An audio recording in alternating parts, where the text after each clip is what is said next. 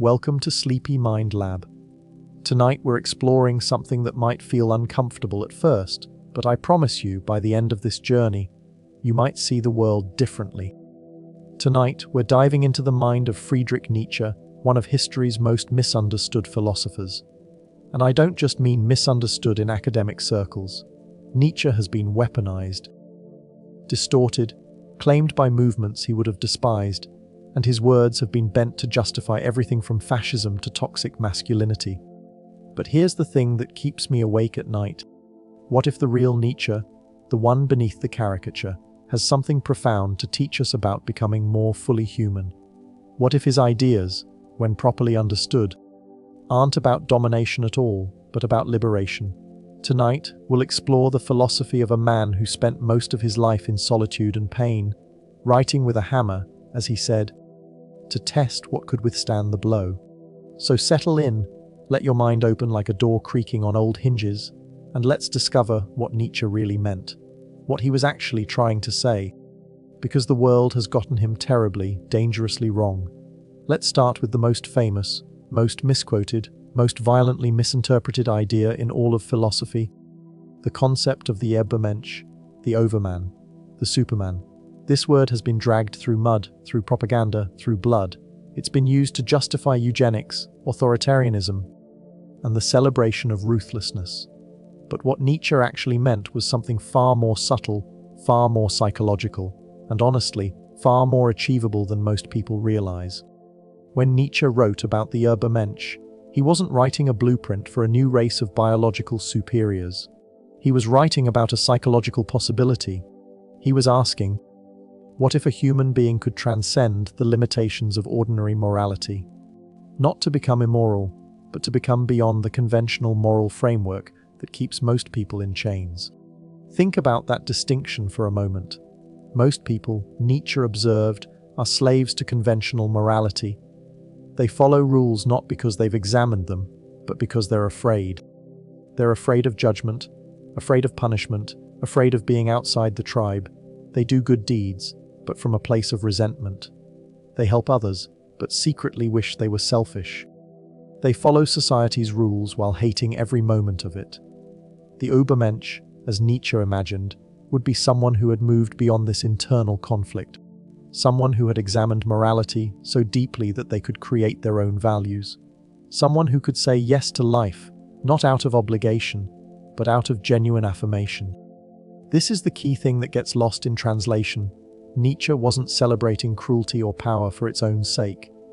He was describing someone who had become so conscious, so aware, so deeply honest with themselves that they could act from authentic values rather than from fear or resentment. It's not about being better than other people. It's about being better than your former self. It's about growth that continues indefinitely. It's about the possibility of becoming. Here's where most people get it wrong. They think the Übermensch is someone who dominates others, who crushes the weak, who takes what they want without regard for consequences.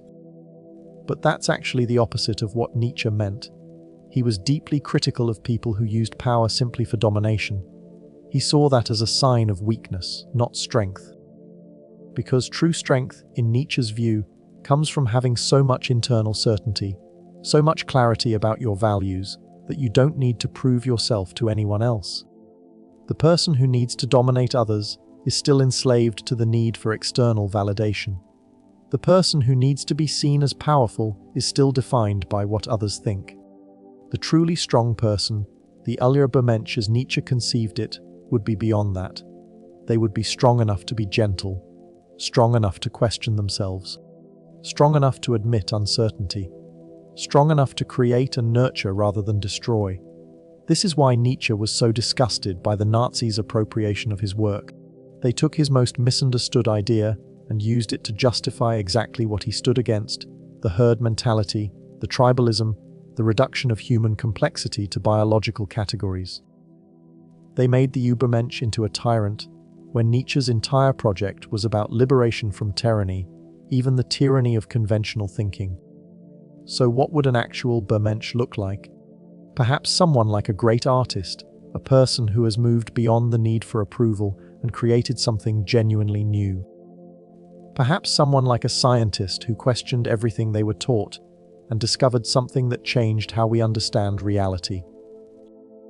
Perhaps someone like a genuine spiritual teacher who had examined their own conditioning so deeply that they could help others do the same. It's not about being famous or powerful in the conventional sense.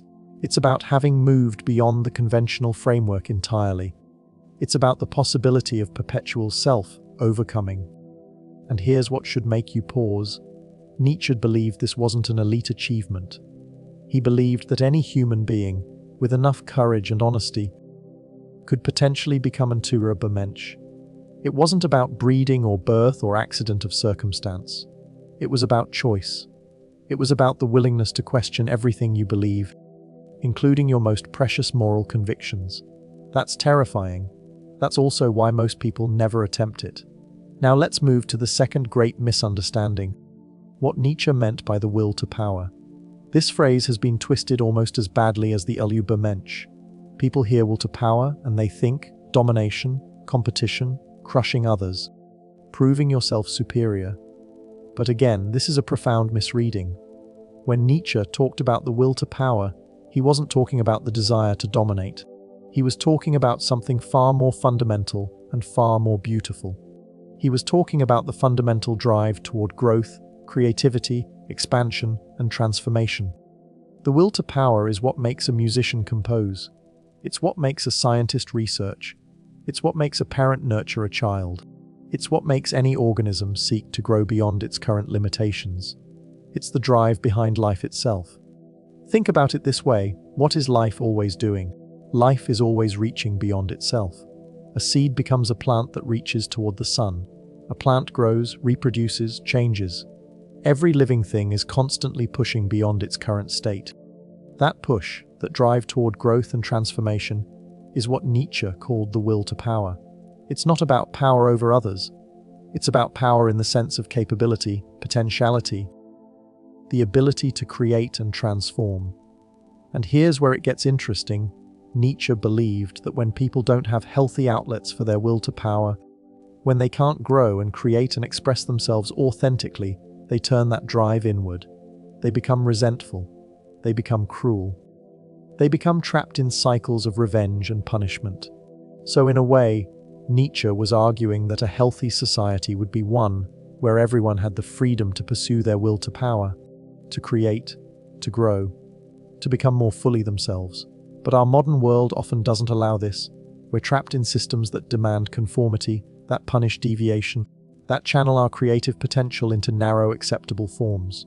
So we resent, we rage, we act out in small ways and large ways. We become shadows of what we could be. The will to power isn't the problem. The suppression of it is. Let's sit with this for a moment. What if Nietzsche's philosophy is actually about human flourishing?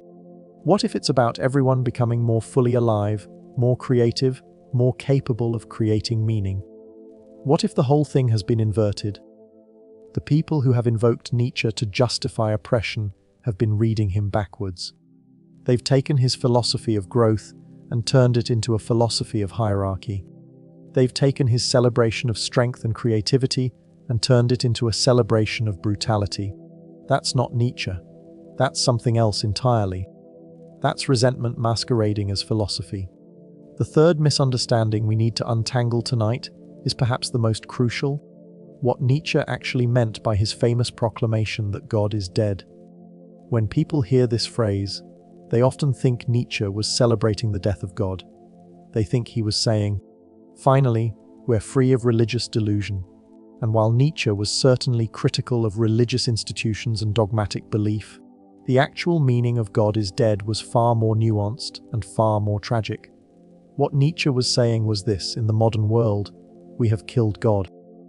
We have stripped away the religious framework that used to give life meaning, that used to tell us how to live, that used to answer all our deepest questions about why we exist and what we should do. And yes, in some ways this was liberating. We freed ourselves from religious dogma and oppression, but we didn't think through the consequences. We killed God, Nietzsche said, but we didn't become brave enough to live without him. We didn't create new values to replace the old ones. So we're left in a kind of cultural nihilism. We're left saying nothing means anything. We're left despairing. We're left reaching for new false gods, money, success, celebrity, political ideology. We're left grasping at meaning because we destroyed the old meaning, making framework without building a new one. This is what Nietzsche meant by the danger of nihilism. He wasn't saying nihilism is desirable. He was saying it's inevitable if we don't act. We must, he argued, become the kind of people who can create new values. We must become the philosophers of our own lives. We must become the artists of our own meaning. Otherwise, we'll fall into a trap of despair and resentment. We'll become slaves to whatever new ideologies present themselves to us. And here's what's important. Nietzsche wasn't saying we need to go back to believing in God. He was saying we need to become worthy of living in a godless universe.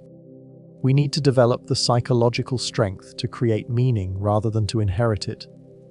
We need to say yes to life, not because we're promised a reward in heaven, but because life itself is valuable, because existence is worth celebrating. That's the real challenge Nietzsche was laying down, not to disbelieve in God, but to have the courage to live meaningfully without God. Think about what this means for us today. We live in an age where the traditional religious frameworks have largely collapsed for many people, especially in developed nations. But we haven't replaced them with anything deeper. We've replaced them with consumerism, with entertainment, with distraction. We've replaced the search for meaning with the search for pleasure. We've told ourselves that if we can't inherit our values from God or tradition, then there are no values. Everything is relative. Everything is permitted. But Nietzsche would say this is cowardice. This is the inability to step into the responsibility of being human. This is the refusal to become who we could be. The real existential challenge of our time, Nietzsche suggests, is not how to believe in God again. It's how to become brave enough to create our own meaning, how to build our own values, how to say yes to life anyway, even knowing there's no cosmic guarantee that it matters, especially knowing that. The fourth profound misunderstanding is about Nietzsche's concept of master morality and slave morality. People often interpret this as Nietzsche's endorsement of a morality for the strong and a separate morality for the weak. They think he's saying the strong should rule and the weak should obey. But this is exactly backwards. Nietzsche was actually critiquing the morality of the powerful. He was saying that what we call master morality is actually the morality of the weak masquerading as the morality of the strong. Let me explain this carefully because it's genuinely subtle. In Nietzsche's historical analysis, master morality emerged first. It was the morality of warrior cultures, cultures where the powerful created values based on their own strength. Good meant strong, brave, noble, creative. Bad meant weak, cowardly, pathetic. This was a straightforward expression of power creating values. But then, Nietzsche argued, something interesting happened. The weak, the oppressed, the enslaved, they couldn't compete with the powerful on the grounds of strength. So they inverted the value system. They said no. Actually, bad is noble and powerful and cruel. Good is weak and meek and suffering and humble. They created a morality that condemned the strengths of the powerful and elevated their own weaknesses into virtues. Slave morality, Nietzsche called it.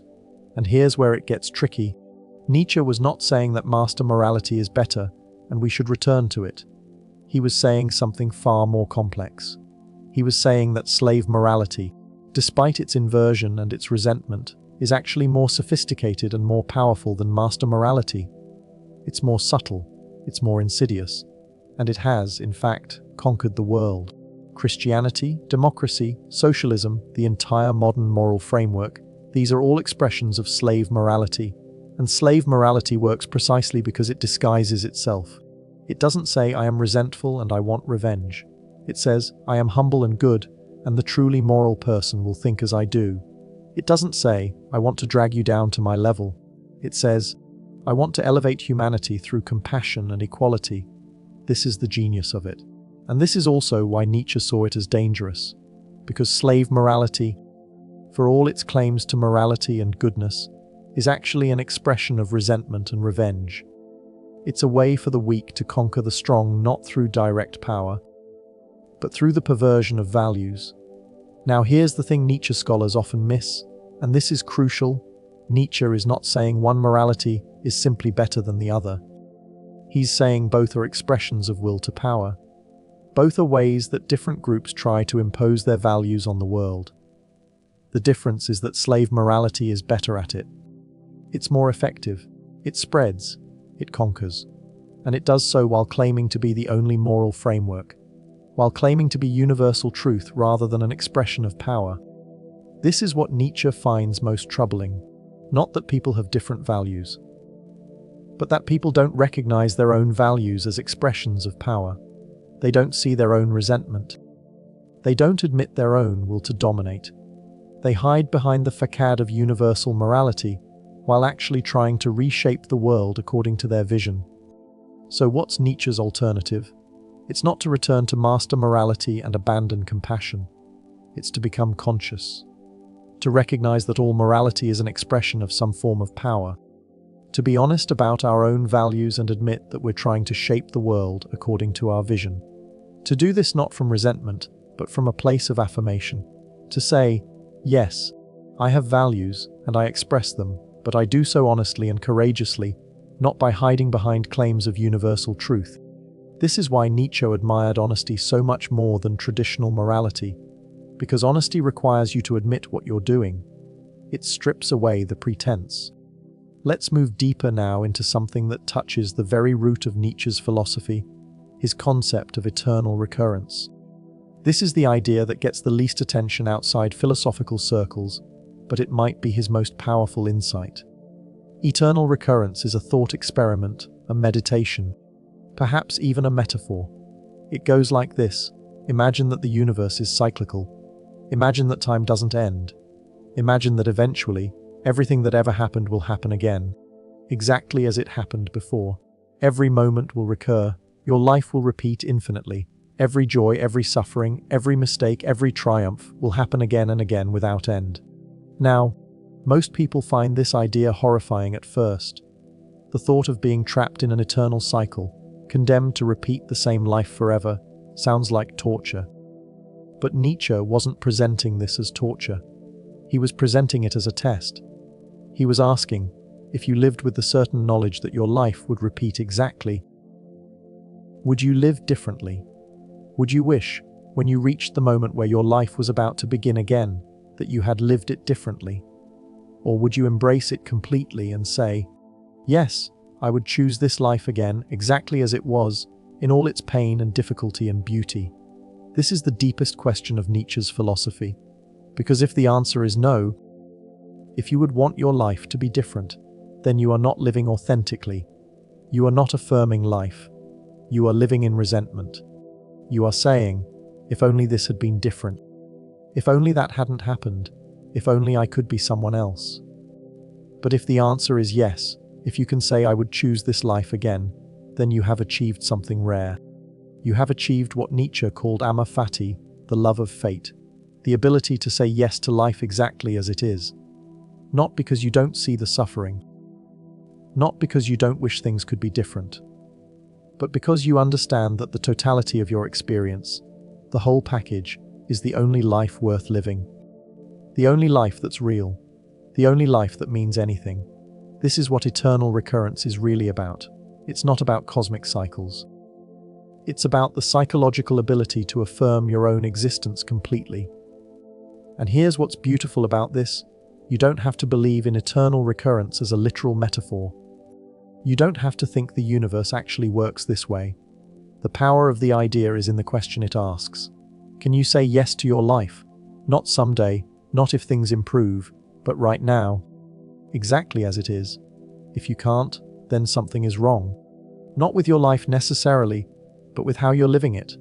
You're living in a way that denies affirmation. You're living in a way that says reality is never quite good enough. And that's a kind of death while you're still alive. That's what Nietzsche saw as the deepest tragedy of modern human existence. So imagine if everyone asked themselves this question regularly. Imagine if we all lived as if our lives would recur infinitely. What would we do differently? I suspect most of us would do many things differently. We might spend more time with the people we love. We might pursue the work that actually means something to us rather than the work that pays the bills. We might forgive people we've been holding grudges against. We might take risks we've been afraid to take. We might speak truths we've been afraid to speak. We might become more fully ourselves rather than the compromised versions of ourselves we present to the world. And this brings us to another crucial Nietzschean idea, the concept of ressentiment. This is French for resentment, and it's different from normal resentment. Ressentiment is a chronic, deep-seated sense of grievance and anger that someone carries about their condition in life. It's the feeling that you've been wronged, that the world has treated you unfairly, that other people are to blame for your suffering. And Nietzsche saw ressentiment as maybe the most toxic psychological state a human being can inhabit, because it poisons everything. It turns every positive thing that happens into proof of injustice. It turns every accomplishment of others into evidence of unfairness. It's a constant internal state of grievance. And here's what Nietzsche found particularly troubling. He believed that ressentiment was actually built into much of modern morality. He believed that our celebration of the weak and the suffering was actually an expression of collective ressentiment. That when we say the strong are morally bad and the weak are morally good, we're not making a genuine moral claim. We're expressing resentment. We're saying, I hate those who are strong, so I will declare that strength is evil. I am weak, so I will declare that weakness is good. And everyone around me will agree with me because they also feel this resentment. So together, we create a moral system that is actually an inversion, a revenge. Now, Nietzsche wasn't saying we should return to a system where the strong dominate. He was saying we should become conscious of our ressentiment. We should admit it. We should ask ourselves, am I making this moral argument because I genuinely believe it, or because I resent someone? Am I criticizing this person because they're genuinely wrong, or because I'm envious of them? Do I want to help the suffering, or do I want to punish the successful? These are hard questions to ask ourselves. Most people never do. Most people spend their entire lives trapped in chronic ressentiment without ever recognizing it.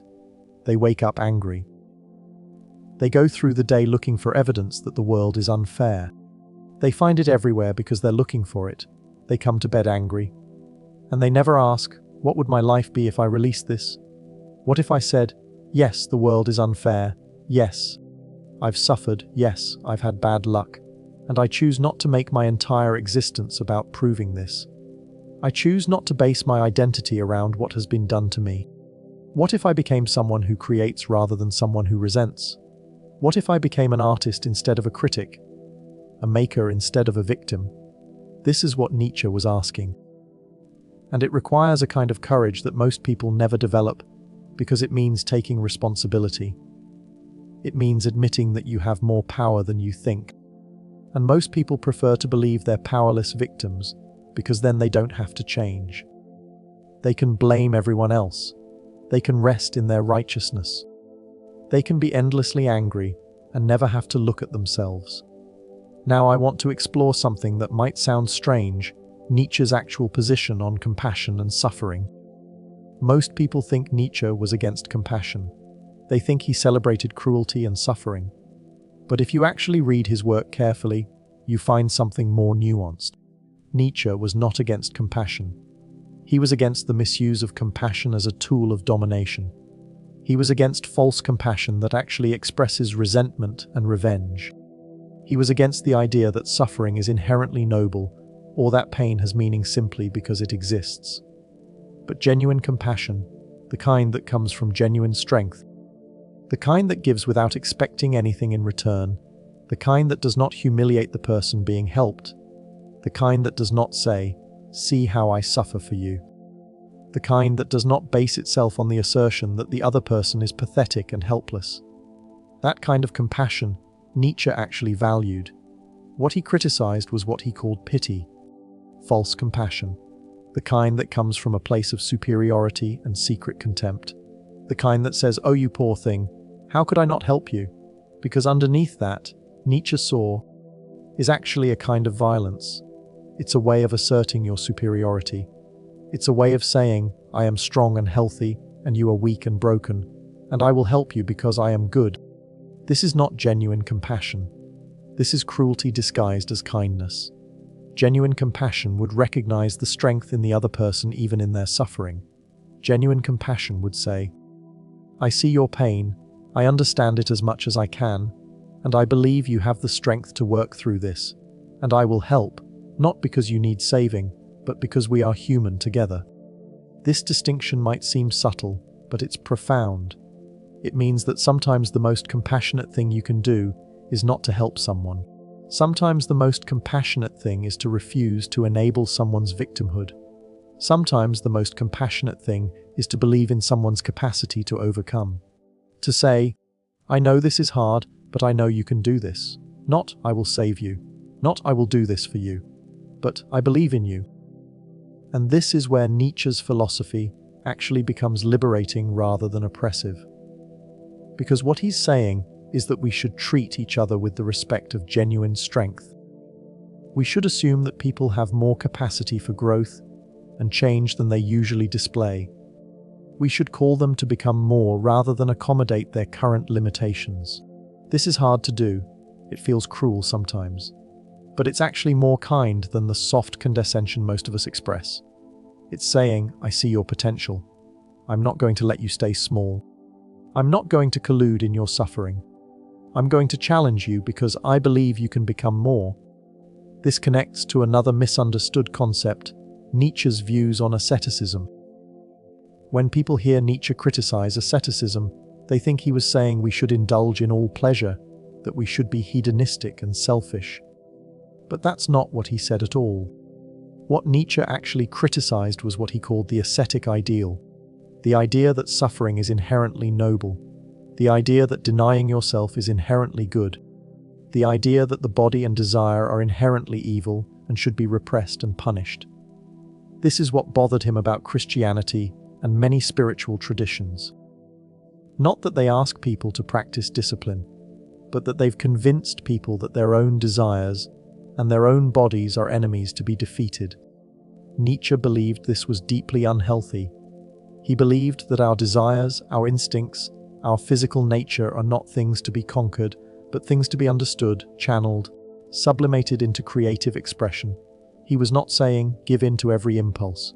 He was saying, stop hating yourself. Stop treating your body as a prison. Stop believing that denial is inherently noble. Instead, develop such a strong will that you can channel your desires into something meaningful. An artist doesn't repress their passion. They transform it into art. A runner doesn't deny their body. They develop it into excellence. A thinker doesn't destroy their mind. They refine it.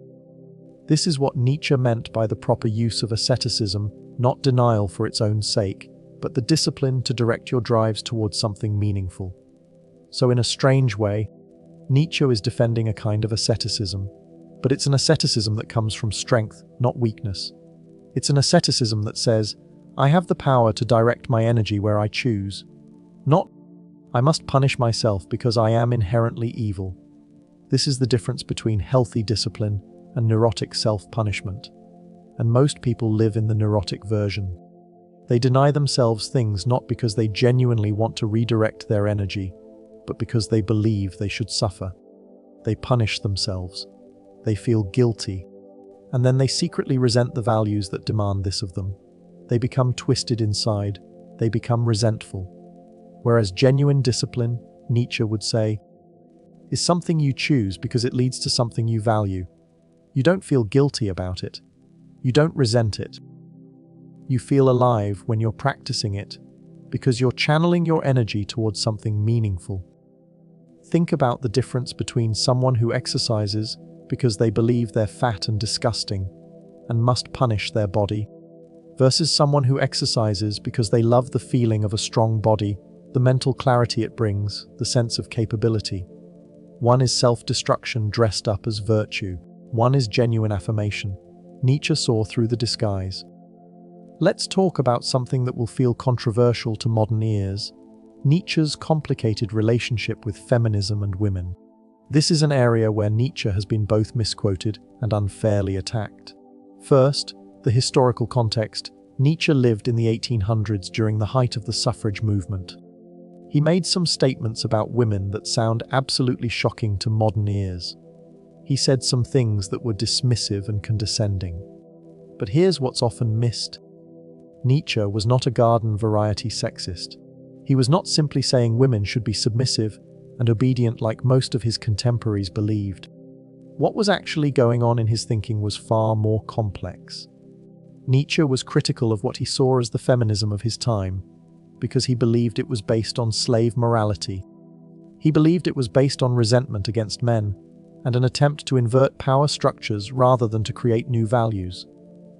He believed that women, in trying to become like men, were actually accepting the male value system rather than creating their own. He believed they were saying, "We want what you have, we want to be strong like you are," rather than saying, "We have our own different forms of strength." Now, you can critique this perspective. You can say Nietzsche was wrong, and I think in many ways he was. But what's important to understand is that he wasn't simply being sexist in the way his contemporaries were.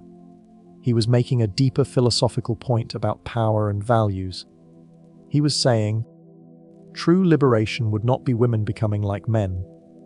True liberation would be women having the freedom to develop their own values and express their own forms of strength. Now, obviously, this can be misinterpreted as saying women should be confined to certain roles. And historically it has been. But if you look at what Nietzsche actually valued, what he actually celebrated, it's the opposite of that. He celebrated women artists, women thinkers, women who were powerful and creative and individual. He celebrated the rare woman who had transcended conventional gender roles and created something unique. He just didn't think that liberation meant erasing difference. He thought it meant celebrating difference while rejecting hierarchy. Whether you agree with this or not, it's a more philosophically coherent position than simple sexism. And it's worth understanding accurately rather than dismissing outright. Because Nietzsche's actual point, which we can separate from his particular positions on gender, is this: real liberation isn't about making everyone the same. It's about allowing everyone to develop their own unique gifts and values. And if we've done that for women, if we've allowed women to be scientists and artists and leaders and philosophers and everything else, then in some way Nietzsche's actual vision has come true, even if he wouldn't have recognized it. And that's something worth sitting with. Now let's explore what might be the most dangerous misunderstanding of Nietzsche. The idea that he was advocating for a kind of ethical anything goes. That if you transcend conventional morality, then anything is permitted. This idea leads to some truly vile interpretations. But it's completely wrong. What Nietzsche was actually saying is far more subtle and far more demanding. He was not saying that conventional morality should be replaced with no morality. He was saying it should be replaced with a higher morality. A morality that comes from within. A morality that is self-created rather than inherited. A morality that is consciously chosen rather than unconsciously followed. And this higher morality, Nietzsche believed, would actually be more stringent than conventional morality. It would be harder to live by, because it wouldn't allow you to hide behind rules and authority. You would have to take full responsibility for every choice you made. You couldn't say, "I was just following orders." You couldn't say, "That's what society expects." You couldn't say, "I was taught this as a child."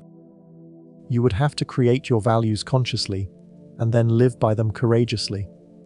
And you would have to be willing to be judged by those values. You would have to be willing to stand alone if necessary. This is not easier than conventional morality. It's harder. It's far harder. This is why so few people attempt it. This is why Nietzsche was so critical of people who claimed to have transcended conventional morality, but were actually just being selfish and cruel. He saw them as frauds. He saw them as people who had removed the constraints, but had not developed the internal discipline to replace them with something higher. So they became base and destructive. But that's not transcendence of morality. That's the collapse of morality. That's what happens when you destroy your moral framework without building a new one. And Nietzsche was deeply aware of this danger. He was not celebrating it. He was warning against it. He was saying, if we kill God without becoming gods ourselves, we will become demons. And I think we're seeing this in our current age. We've largely abandoned traditional moral frameworks. We've stopped trusting institutions. We've stopped believing in authorities that used to tell us how to live. And instead of developing our own internal moral compasses, we've developed a kind of moral chaos. We're each creating our own values, not thoughtfully and courageously, but reactively and resentfully. We're each assuming that everyone else is wrong and we are right. We're each certain of our righteousness while condemning others' righteousness. This is not what Nietzsche was advocating for. This is exactly what he was warning against. He was saying, if you're going to abandon the traditional framework, you'd better have something better to replace it with.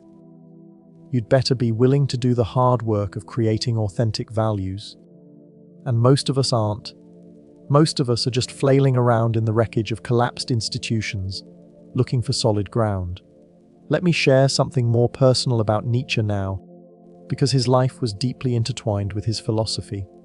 Nietzsche spent most of his adult life in pain and isolation. He suffered from regular migraines, digestive issues, and what was likely depression. He had very few close relationships. He lived mostly alone, moving between different European cities, always seeking a climate that might ease his physical suffering. He never married. He had only a few friendships, and even those were often strained. By almost any standard, Nietzsche's life was not a success. He was not happy. He did not have the life we usually think of as worth living. And yet he wrote about affirming life, about saying yes to existence, about amor fati. How did he do this? How did someone with such a painful life manage to develop a philosophy of affirmation? The answer, I think, is that his philosophy wasn't an escape from his suffering. It was an attempt to make meaning out of it. He wasn't saying, life is easy, say yes to it. He was saying, life is terrible and difficult and painful, and the only way to make it bearable, the only way to make it mean anything, is to embrace it completely, to stop wishing you were someone else, in a different place, at a different time. To look at your particular suffering and say, this is mine, this is what I have to work with, and I will transform it into something meaningful. This is why Nietzsche could write about the creative power of suffering. Not that suffering is good in itself, but that it can be a catalyst for meaning, making if you approach it the right way. If you don't just endure it and complain about it, but transform it. Nietzsche himself did this through writing. His suffering fed his thinking. His isolation gave him the space to think deeply. His physical pain perhaps contributed to his psychological sensitivity. These things that made his life difficult were also the things that allowed him to see so deeply and to write so powerfully. And if he had not had these difficulties, perhaps he would have been a happier man, but he would not have written what he wrote. He would not have contributed what he contributed. So even his suffering can be affirmed. Even his pain can be seen as necessary to who he became. This is not to romanticize suffering. This is not to say, oh, suffering is beautiful, let's all suffer. But it is to say that suffering is not meaningless. It's not something that only diminishes us. It's also something that can deepen us, if we approach it correctly. If we ask, what can I learn from this? What is this trying to teach me? How can I transform this into something meaningful? Rather than, why is this happening to me? This is unfair. I don't deserve this. The first approach is empowering. The second is victimizing. And Nietzsche chose the first, even though it would have been easier to choose the second. Now let's talk about Nietzsche's critique of the Christian tradition. This is an area where people often think they understand Nietzsche, but actually don't. Most people think Nietzsche was simply anti-religion, that he wanted everyone to be atheists, that he saw religion as a superstition to be overcome. But that's not quite right. What Nietzsche was actually criticizing was not belief in God itself, but what he saw as the psychological damage caused by Christian morality. He was critical of a specific form of religion that he believed had poisoned Western culture. Let me explain what he meant. Nietzsche believed that Christianity had introduced something toxic into Western culture. The idea that the body is evil, that desire is sinful, that suffering is noble and redemptive, that the weak and the suffering are more virtuous than the strong and the healthy. He believed this had led to a kind of cultural sickness, where people punished themselves for being alive, where they denied their bodies, where they felt guilty for having desires. He believed Christianity had created a system of repression and guilt that had done deep damage to the human spirit. Now, you can critique this interpretation of Christianity. Many Christians would argue that Nietzsche was misunderstanding Christian teaching. But what's important to understand is that Nietzsche was not simply saying, "I don't believe in God." He was saying that a certain form of religion has had certain psychological consequences, and those consequences are damaging. He was making a psychological and cultural critique, not just a metaphysical one. And here's what's interesting: Nietzsche actually respected what he called the ascetic priest. The priest who genuinely sacrificed for others, who genuinely had transcended their own desires in service of a higher ideal. What he didn't respect was hypocrisy. What he didn't respect was people who claimed to have transcended their desires while secretly harboring resentment. People who claimed to be selfless while actually manipulating others. People who claimed to deny the body while secretly obsessed with the body. He was critical of the gap between the ideal and the reality. He was saying, at least if you're going to embrace an ascetic ideal, have the courage to actually do it. Have the honesty to admit what it costs. Don't lie about it. So in a way, Nietzsche's critique of Christianity was not that it asked too much of people, but that it asked them to do one thing while secretly encouraging them to do another. It said deny yourself, but secretly celebrated victimhood. It said love your enemy, but secretly enjoyed your moral superiority over them. It said everyone is equal, but created hierarchies of spiritual progress. This hypocrisy is what Nietzsche found intolerable. So his critique, properly understood, is not against the ideals of Christianity, but against the disconnect between the ideals and the practice, against the self-deception, against the building of a moral system on the foundation of dishonesty. Let's shift now to something that touches on Nietzsche's most radical ideas, his concept of perspectivism. Most of Nietzsche's philosophy is shaped by this idea that there is no objective truth. There are only perspectives. There are only interpretations. Different people, different creatures, different species see the world differently based on their particular needs and limitations and capabilities. A fly sees the world completely differently than a human. A human born in ancient Athens sees the world completely differently than a human born in the modern internet age. And all of these perspectives are legitimate. All of them are true from the particular vantage point of whoever is seeing them. Now, this idea is often misinterpreted as complete relativism. People think Nietzsche was saying that all perspectives are equally valid, that there's no way to say one view is better than another. That's not what he meant at all. What Nietzsche was actually saying is that we should be honest about the fact that all knowledge is from a particular perspective. No one gets a view from nowhere. No one has access to objective truth divorced from their particular way of seeing. And instead of pretending we do, instead of claiming that our perspective is universal truth, we should be honest about our perspective. We should ask, from what angle am I looking at this? What are my particular needs and limitations that shape how I see? What am I missing by virtue of where I stand? And we should listen to other perspectives not because they're equally valid in an abstract sense, but because they might show us something we can't see from where we stand. This is actually a very humble approach to knowledge. It says, I don't know everything. My perspective is limited. I need to listen to people who see from different angles. But it's also a very honest approach to knowledge. It says, don't pretend your perspective is objective truth. Don't pretend you're standing nowhere, seeing everything. Admit that you're standing somewhere, and you're seeing from that particular vantage point. I think about how liberating this could be if people actually practiced it. Imagine if people could say, here's my perspective based on my experience and my values. I believe this to be true from where I'm standing, but I recognize I'm standing somewhere particular. I'm not claiming my view is universal. I'm not claiming you should see things the way I do if you're standing somewhere else. Imagine if political debates were conducted this way. If people said, from my perspective, based on my values and my experience, I believe this policy would be good.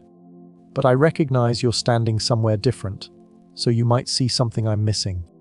Let's try to understand each other's vantage points. The entire tone of political and cultural discourse would change. But of course, this would require people to be less certain of their righteousness. It would require people to admit the limits of their perspective, and most people aren't willing to do that. Most people want to believe they're standing nowhere, that they're seeing everything, that their perspective is objective truth. This is the ego wanting to be larger than it is. This is people refusing to acknowledge their particular limitations, and Nietzsche saw this refusal as a fundamental dishonesty, a fundamental unwillingness to be honest about the human condition. Now let's explore something that connects to perspectivism, Nietzsche's critique of the scientific worldview. This might sound strange, because Nietzsche is often thought of as anti-science. But that's not accurate. What Nietzsche was actually critical of was the pretense of science. The idea that science is somehow standing outside the human perspective and seeing reality as it really is. He was critical of the idea that we could ever escape interpretation and get to pure fact. Even science, he argued, is an interpretation. Scientists make observations, sure, but how they interpret those observations depends on their framework, their values, their assumptions. Different frameworks will lead to different scientific conclusions about the same phenomena. So science is not objective truth. It's a particularly useful interpretation that allows us to make predictions and manipulate the world. It works well for practical purposes. But it's not getting at the truth of things in some absolute sense. It's a human-created system for making sense of the world, and to pretend it's anything more than that is to misuse it. Now, this doesn't mean science is bad. Nietzsche actually valued science. He just wanted people to be honest about what science is.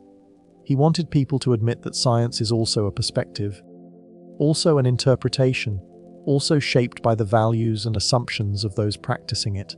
And I think this is an important insight for our contemporary moment. We live in an age where science has become a kind of new god. We say follow the science like people used to say follow the Bible. We treat scientific claims as if they're absolute truths that can't be questioned. And while scientific consensus is often reliable and useful, treating it as absolute truth is a mistake, because science is conducted by humans with particular values and assumptions and biases. Science is affected by what gets funded, who gets published, what questions seem worth asking. Science advances through paradigm shifts where old frameworks are abandoned for new ones. So science is not static truth, it's an evolving interpretation. And the more honest and humble scientists are about that, the better science becomes. The more willing they are to admit their assumptions and their perspective, the more useful their work will be. And similarly, the more honest people can be about the fact that they believe certain things not because science proved them, but because they value them, the better our public discourse will become. So Nietzsche's critique of scientism, the belief that science is the only way to know truth, is actually a call for more honesty, not less. It's a call to be clear about what we know and how we know it, rather than hiding behind false claims of objectivity. Let's talk about something that connects all of Nietzsche's ideas. His vision of what he called the Overman, or the higher man. And I want to be very careful here to distinguish this from the Nazi misappropriation. When Nietzsche wrote about higher men, he was not thinking in terms of biological categories or racial hierarchies. He was thinking in terms of psychological development. He was asking, what is the highest form of human being possible? What would a human who had developed their potential to the fullest look like? And his answer involved several characteristics. First, this person would be honest, radically, unflinchingly honest about themselves and the world. They wouldn't pretend things were other than they were. They wouldn't hide from uncomfortable truths. They wouldn't tell comforting lies. Second, this person would be creative. They would not just consume and repeat what others had created. They would create new values, new art, new ways of being. They would add something to the world that wasn't there before. Third, this person would be capable of deep suffering. They would not repress their feelings or deny what was painful. They would feel deeply and be transformed by that feeling. Fourth, This person would be solitary when necessary. They would not need constant validation and approval from others. They would be willing to stand alone in their beliefs. Fifth, this person would be capable of love and friendship, but not dependent love. Love that came from abundance, not neediness. Sixth, this person would have developed their will to power in healthy directions. They would be capable and strong and ambitious, but not in the crude sense of dominating others, in the sense of constantly growing and creating and becoming. Now, does such a person exist? Nietzsche thought they were extremely rare. He thought most people were far too constrained by conventional morality and fear to develop themselves to this extent. But he believed it was possible. He believed that any human being with enough courage and honesty and commitment could potentially become such a person. It would take years of work. It would require confronting yourself. It would require changing, but it was possible. And this is actually a hopeful vision of human nature. It says, you have more potential than you think. You have the capacity to become far more than you currently are. But it will cost you. It will require sacrifice. It will require honesty. It will require courage. And most people aren't willing to pay that price. Let me now explore what might be Nietzsche's most psychologically astute insight. His understanding of projection and how people who deny certain aspects of themselves in themselves tend to see them everywhere in others. Nietzsche observed that people who repress their own desires tend to see those desires everywhere. People who deny their own will to power tend to see ruthless domination everywhere. People who suppress their own sexuality tend to see sexual impropriety everywhere. It's as if the repressed energy has to go somewhere. It has to escape. And since it can't escape through action, it escapes through projection. You see in the world what you deny in yourself. You become obsessed with punishing in others what you're refusing to admit in yourself. Nietzsche thought this was one of the key dynamics behind moralism. He thought moralists were people who had repressed certain aspects of themselves so thoroughly that they then spent their entire lives condemning those aspects in others. They weren't genuinely trying to improve the world. They were trying to manage their own internal conflict. They were trying to convince themselves and everyone else that they had transcended these aspects of human nature, when actually they'd just buried them. And this is such an insight into human psychology. Think about it. The person who is most obsessed with sexual purity is often dealing with repressed sexual feelings. The person who is most judgmental about weakness is often denying their own fear. The person who is most contemptuous of desire is often running from their own wants. We see this constantly in public figures who espouse certain virtues and then are caught behaving in ways that contradict those virtues. But why are we surprised? If someone has spent their entire life denying a part of themselves, why would we expect them to suddenly be integrated? Why would we expect them to suddenly not project that denied part onto others? This is why Nietzsche believed that the first step toward any genuine morality or genuine growth is self-honesty. Not just acknowledging intellectually what you think, but genuinely admitting to yourself what you feel, what you want, what you're attracted to, what you resent, what you desire. If you can do that, if you can be honest about the full spectrum of your humanity, then you have a chance of integrating those aspects. You have a chance of transcending them in a genuine way rather than just repressing them. But if you keep denying them, if you keep pretending you're something you're not, then you'll spend your whole life at war with yourself, and that war will seep out. It will emerge as judgment and cruelty toward others. It will emerge as depression and anxiety. It will emerge as a kind of low-level rage that you don't understand the source of. This is why Nietzsche valued psychologists, thinkers who could understand these hidden motivations. He was himself a kind of psychologist. He was trying to understand what was really driving human behavior beneath the surface of what people claimed about themselves. And this is one of his most valuable insights. Because if we could be more honest with ourselves about our own shadows, about the aspects of ourselves we don't want to admit, we might be less cruel to others. We might be less obsessed with controlling and punishing in the world what we're denying in ourselves.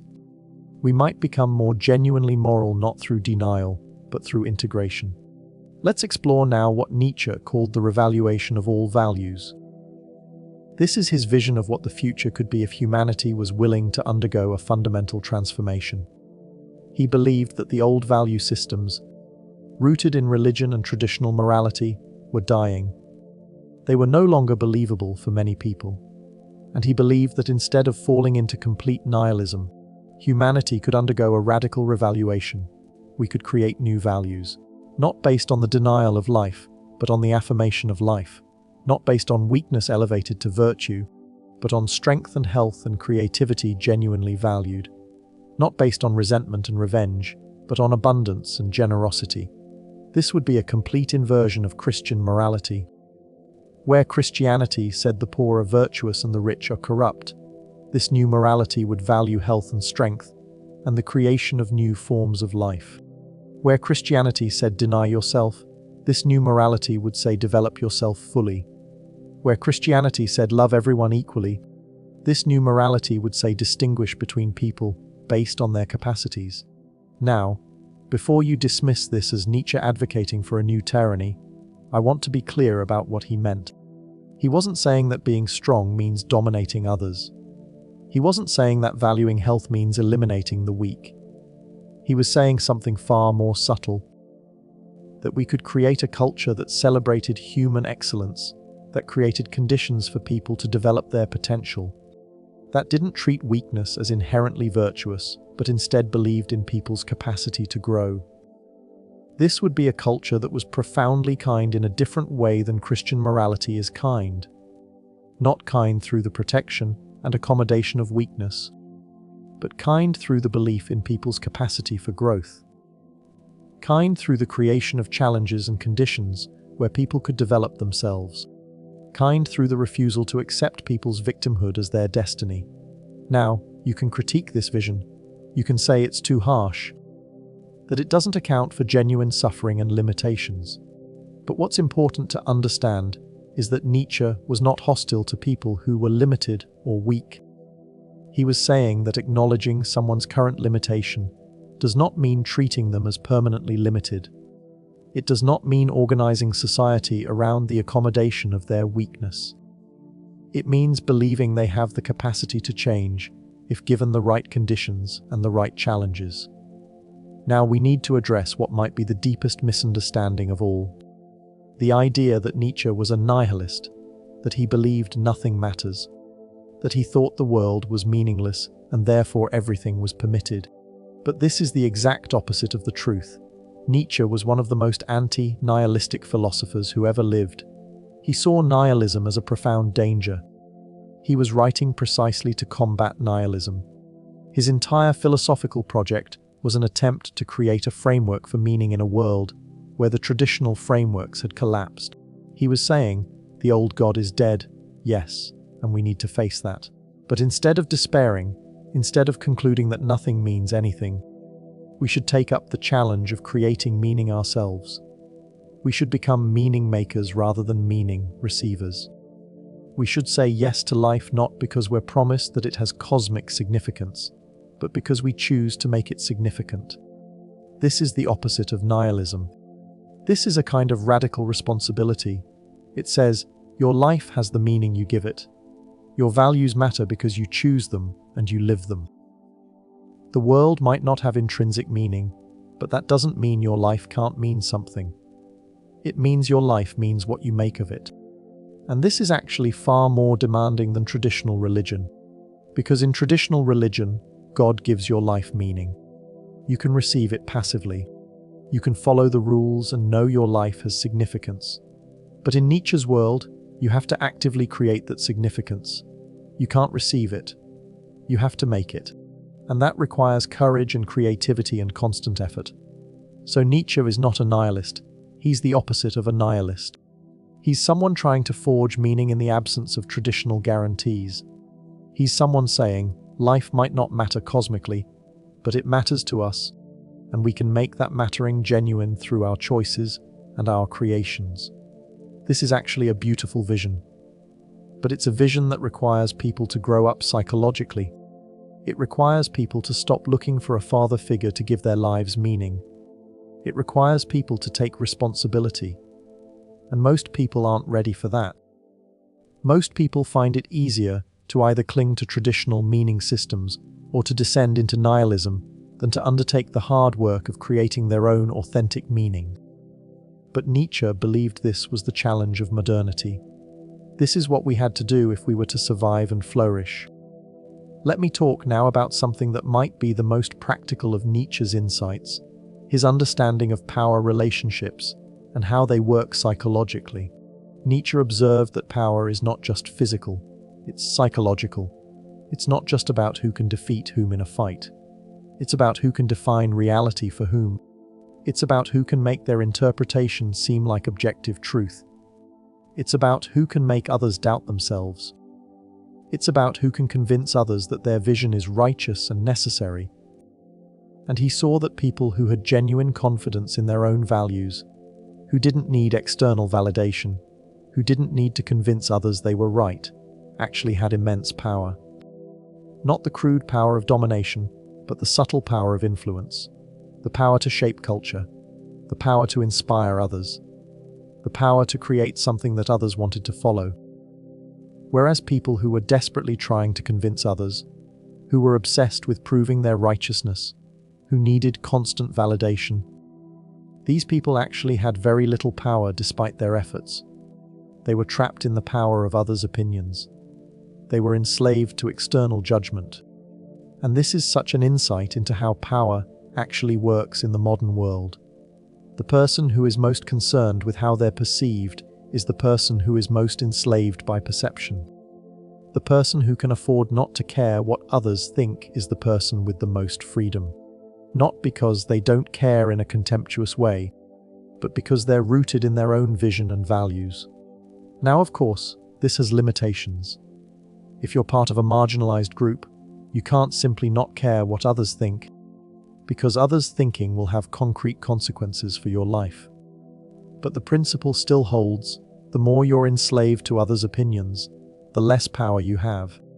The more you're rooted in your own values, the more power you have. And Nietzsche saw this power, this confidence, this self-rootedness as something that could be developed. It was not something you had to be born with. It was not something dependent on your circumstances. It was something you could cultivate through sustained effort, through practicing standing alone, through refusing to compromise your values for approval, through creating something you believed in even if no one initially wanted it, through the discipline of integrity. This is why Nietzsche valued artists so highly, because artists have to develop this kind of power. They have to create things that they believe in even when no one else understands them. They have to be willing to be alone in their vision. They have to develop the psychological capacity to not need validation. And if they do this successfully, they become powerful not through dominion, but through influence. People are drawn to their work not because they're forced to be, but because the work is genuinely excellent and speaks to something real. Now, let's talk about what Nietzsche called the herd instinct. This is his understanding of how humans naturally want to belong to groups and conform to the values of those groups. And Nietzsche saw this as a natural part of human nature that had been useful for survival. Humans are pack animals. We evolved in groups. We need belonging. So we developed the capacity to fit in, to read social cues, to conform to group values. This served us well for most of human history. But Nietzsche believed that in the modern world, this herd instinct was being used in deeply unhealthy ways. He saw it being mobilized by political movements, by religions, by mass media, by any institution that wanted to shape people's thinking and behavior. And he believed that the herd was becoming more powerful, more coordinated, more effective at enforcing conformity. He was writing in the 19th century, but he was describing something that would only accelerate. The herd had developed new tools: mass media, advertising, propaganda. And it was using these tools to shape not just behavior but consciousness. To make people want things they didn't actually want. To make them believe things they hadn't thought through. To make them feel like they were freely choosing while actually conforming to carefully designed values. Nietzsche saw this as a fundamental threat to humanity. He believed that human excellence required the capacity to stand apart from the herd when necessary, to think your own thoughts, to follow your own values, even if they conflicted with the group's values. He didn't think everyone should do this. He understood that most people needed the group to function, but he thought there needed to be some people, rare people, who had the courage and the capacity to stand apart, to think independently, to create new values, to offer alternatives to the prevailing orthodoxy. Without such people, he believed, society would calcify, culture would become static, innovation would cease. The herd would simply reproduce itself, and everyone would become smaller and smaller versions of the same thing. Now think about how true this is in our contemporary moment. We live in an age of unprecedented pressure to conform. Social media shows us what the group thinks and makes it seem like consensus is universal. Algorithms show us content that agrees with what we already believe. News organizations become echo chambers. Political movements become increasingly rigid in their orthodoxy. And anyone who deviates from the accepted thinking gets attacked, ostracized, cancelled. We're living in a time of intense herd pressure, and the capacity to think independently, to stand apart, to believe something different, has become rarer and more valuable. This is why Nietzsche's emphasis on developing the strength to think for yourself, to stand alone if necessary, is so relevant now. Not because standing alone is good in itself, but because it's necessary for the health of the culture and the development of individuals. Without some people willing to stand apart, to question, to think differently, we calcify into rigid orthodoxy. We stop growing, we stop discovering, we become static and weak. Let's explore something that ties much of this together: Nietzsche's concept of master morality and slave morality as they emerge from different psychological types. Nietzsche was deeply interested in psychology. He wanted to understand why people believed what they believed, what psychological types generated which moral systems, and he concluded that there were fundamentally different psychological types. Some people were naturally strong, confident, creative, independent. These people created master morality. They said, "I am strong and free and creative, therefore strength and freedom and creativity are good." They didn't need to justify this to anyone. They didn't feel resentment about not having what others had. They were satisfied with their own nature. But then you have another psychological type, people who are naturally weaker, less confident, dependent, obedient. These people couldn't compete in a culture that valued master morality, so they created slave morality. They said, actually, my weakness is virtue, my obedience is goodness, my dependence is humility, my lack of strength is wisdom. And they did this not because it was true, but because it allowed them to maintain self-respect and to create a framework in which they could compete with the strong. Now, Nietzsche observed that in modern culture, slave morality had become dominant. It had convinced most people that the values of the weak were actually the universal, objective moral values. And most people, not just the naturally weak, had internalized these values. Even naturally strong people had been convinced that their strength was something to feel guilty about, that their independence was selfishness, that their creativity was arrogance, so they repressed their own natures. They tried to become weaker versions of themselves. They tried to fit the slave morality framework, and this, Nietzsche believed, was deeply unhealthy. It was not just unfair to the strong, it was unhealthy for society. It suppressed human excellence. It prevented people from becoming who they could become. Now, Nietzsche didn't think the solution was to simply flip the script, to go back to master morality and have the strong dominate the weak again.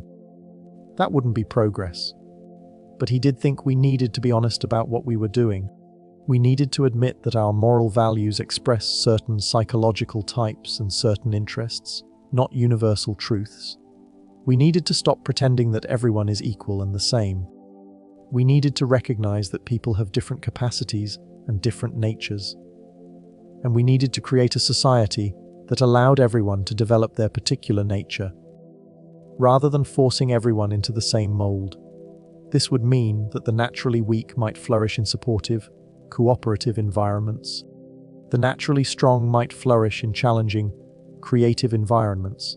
Instead of trying to make everyone the same, We would celebrate difference and allow people to develop their particular gifts. This is actually far more humane than the modern version of slave morality, which says everyone is the same and should want the same things and should succeed in the same ways. Because that's not true. People are not the same, and pretending they are doesn't help anyone. What helps people is recognizing their particular nature and helping them develop it. Now let me explore Nietzsche's concept of amor fati more deeply because it's perhaps the culmination of his entire philosophy. Amor fati means love of fate. It means developing the psychological capacity to love your life exactly as it is, including all the suffering and difficulty and failure. Not love it because you don't see the suffering, but love it despite the suffering. Love it because you understand that without the difficulty, you would not have become who you are. Without the failure, you wouldn't have learned what you learned. Without the pain, you wouldn't have developed the depth you developed. This is not resignation. This is not saying, oh well, this is my fate. I'll accept it miserably. Amor fati is something far more active and powerful. It's saying, yes, this is what happened, and I choose to make it mean something. I choose to say yes to it completely. I choose to extract every bit of learning and growth and meaning from it. I choose to say that I wouldn't change a thing because to change any part of my past would be to change who I am. Imagine if everyone could achieve this. Imagine if people stopped regretting their past and started mining their past for meaning. Imagine if people stopped wishing they were someone else and started understanding their own particular journey as the only journey that could have made them who they are. This would be a radical transformation of human consciousness. This would be a transformation from victim consciousness to creator consciousness. Instead of asking, why did this happen to me? Instead of asking, why is my life so hard? Instead of asking, why don't I have what other people have? People would ask, what is my life trying to teach me? What are my difficulties here to show me? What unique capacity am I developing through my particular challenges? Now, this is not easy. In fact, Nietzsche believed that achieving true amor fati was one of the rarest human accomplishments. Most people spend their entire lives wishing things were different. Wishing they had different parents, different circumstances, different bodies, different abilities, and they never extract the meaning from what they actually have. They never develop the capacity to work with their actual life rather than endlessly fantasizing about a different one. But it's possible. And the people who achieve it are the people who are genuinely happy, not in a shallow sense of pleasure, but in a deep sense of being at peace with existence. They're the people who can face death without regret, because they've lived fully. They're the people who can inspire others because they're genuinely alive rather than going through the motions. This is what Nietzsche was pointing toward. This is the culmination of his philosophy, not the achievement of power or success in the conventional sense, but the achievement of a certain relationship to existence where you can say yes to it completely, where you can affirm life itself. Let me now bring some of these threads together and talk about what Nietzsche called the gay science. This is often mistranslated or misunderstood. Gay here means joyful, light-hearted, spirited. Gay science means the science of joy, and Nietzsche was pointing toward an entirely different way of approaching knowledge and life. Not the grim, serious approach of dutiful academics, not the solemn, guilty approach of religious moralists, but an approach of genuine curiosity and joy. Nietzsche believed that the healthiest way to engage with the world was with a kind of light-hearted playfulness, a willingness to ask questions, a refusal to take your own conclusions too seriously, an ability to change your mind when you discover you were wrong, a joy in the discovery itself rather than in being right. He was advocating for an approach to life and knowledge that was curious and playful and free rather than rigid and certain and guilty. And this is such a necessary antidote to what we see in modern culture. We see people who are rigidly attached to their beliefs, who take themselves far too seriously, who are unable to laugh at themselves or to admit they might be wrong. We see people who turn everything into a moral crusade, who can't just enjoy something without turning it into a statement. We see people who are grim and self-important and joyless in their pursuit of their causes. And Nietzsche would say, this is illness. This is a sick approach to existence. A healthy person would approach life with more joy, more curiosity, more playfulness. A healthy person would be able to hold their beliefs lightly, to question themselves, to change their mind, to admit they don't know, to laugh. And this is not because seriousness is bad. Nietzsche was deeply serious about many things, but it's because the healthiest approach to seriousness is to not take yourself too seriously while you're being serious. It's to remember that you're a small human being trying to understand something vast. It's to maintain some humility about the limits of your perspective while still doing your best to expand that perspective. This quality of mind, this combination of seriousness and playfulness, depth and lightheartedness, this is what Nietzsche saw as health, and this is what we need more of now. Finally, let me address something that might be the most important thing Nietzsche taught us, the idea that we are always already interpreting. We cannot escape interpretation. We cannot get to unfiltered reality. Everything we perceive is filtered through our particular perspective. Everything we know is something we've interpreted. And the question is not how to escape interpretation, but how to interpret more honestly and courageously. How to be aware of our interpretations. How to be willing to revise them. How to be open to other interpretations. How to remain curious about what we might be missing.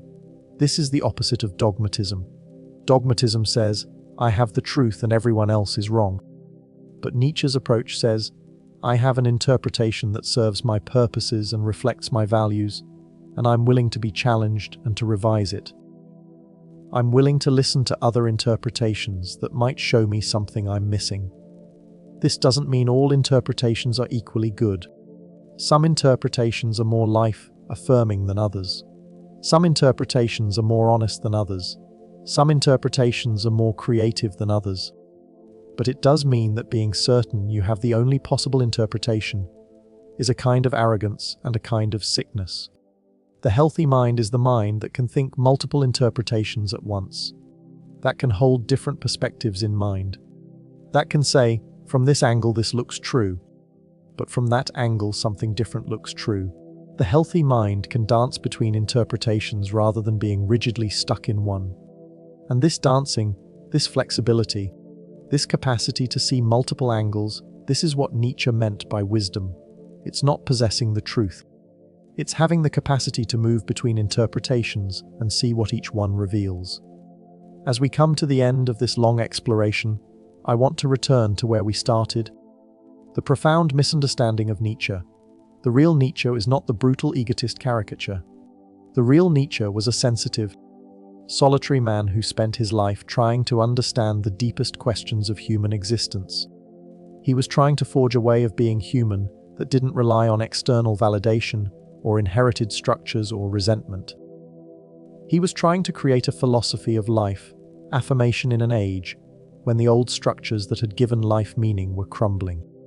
He was trying to encourage people to become more fully themselves, to develop their potential, to create rather than merely consume, to think rather than merely obey, to take responsibility rather than blame others. This is not a philosophy of cruelty or domination.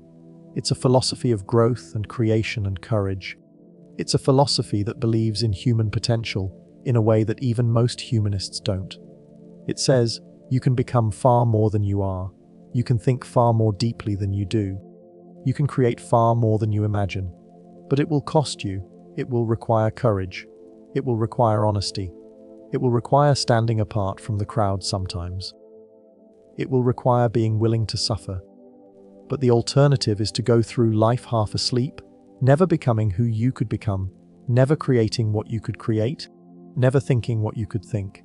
And Nietzsche believed that was a kind of death, a kind of tragedy, not because it was outwardly catastrophic, but because it was an abdication of human potential. It was a choice to remain small. It was a refusal to become. And this is what Nietzsche wanted to shake people awake about. This is the challenge he was laying down. Not to dominate others or to crush the weak or to abandon morality, but to become more fully human, to develop your potential, to think your own thoughts, to create your own values, to say yes to your life, to become who you are. This is the real Nietzsche, Not the devil as history has made him out to be, but a wise, difficult, courageous teacher pointing us towards something we rarely dare to pursue, the full development of our own humanity. That is his gift to us. That is what awaits if we're willing to listen. But I realize we've only scratched the surface of what Nietzsche was really after. Let me go deeper now. Let me explore some of the more subtle and disturbing implications of his thinking. Because the truth is, Nietzsche is not comfortable. His philosophy doesn't offer easy answers. It doesn't offer comfort. It offers only the challenge to become more. And as we sit with this deeper, we might start to feel some of the discomfort that his work is designed to provoke.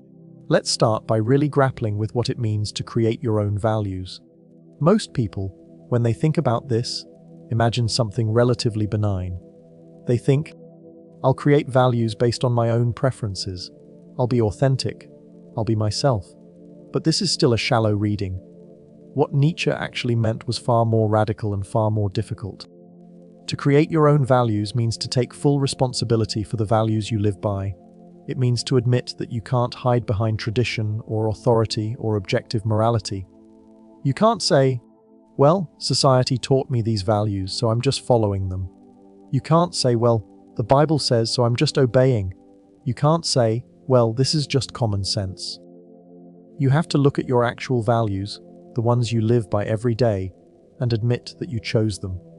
Even if you didn't consciously choose them, you chose them by accepting them and living by them. And then you have to ask yourself, do I still choose them? Are these values that I would choose if I really examined them? Or am I living by values that I don't actually believe in because I inherited them and never questioned them? This is where most people get stuck. Because when you really examine the values you live by, you often discover that you don't actually believe in them. You often discover that you're living a lie. You're claiming to believe one thing while actually believing something else. You're claiming to value one thing while actually pursuing something else. You're pretending to be someone you're not.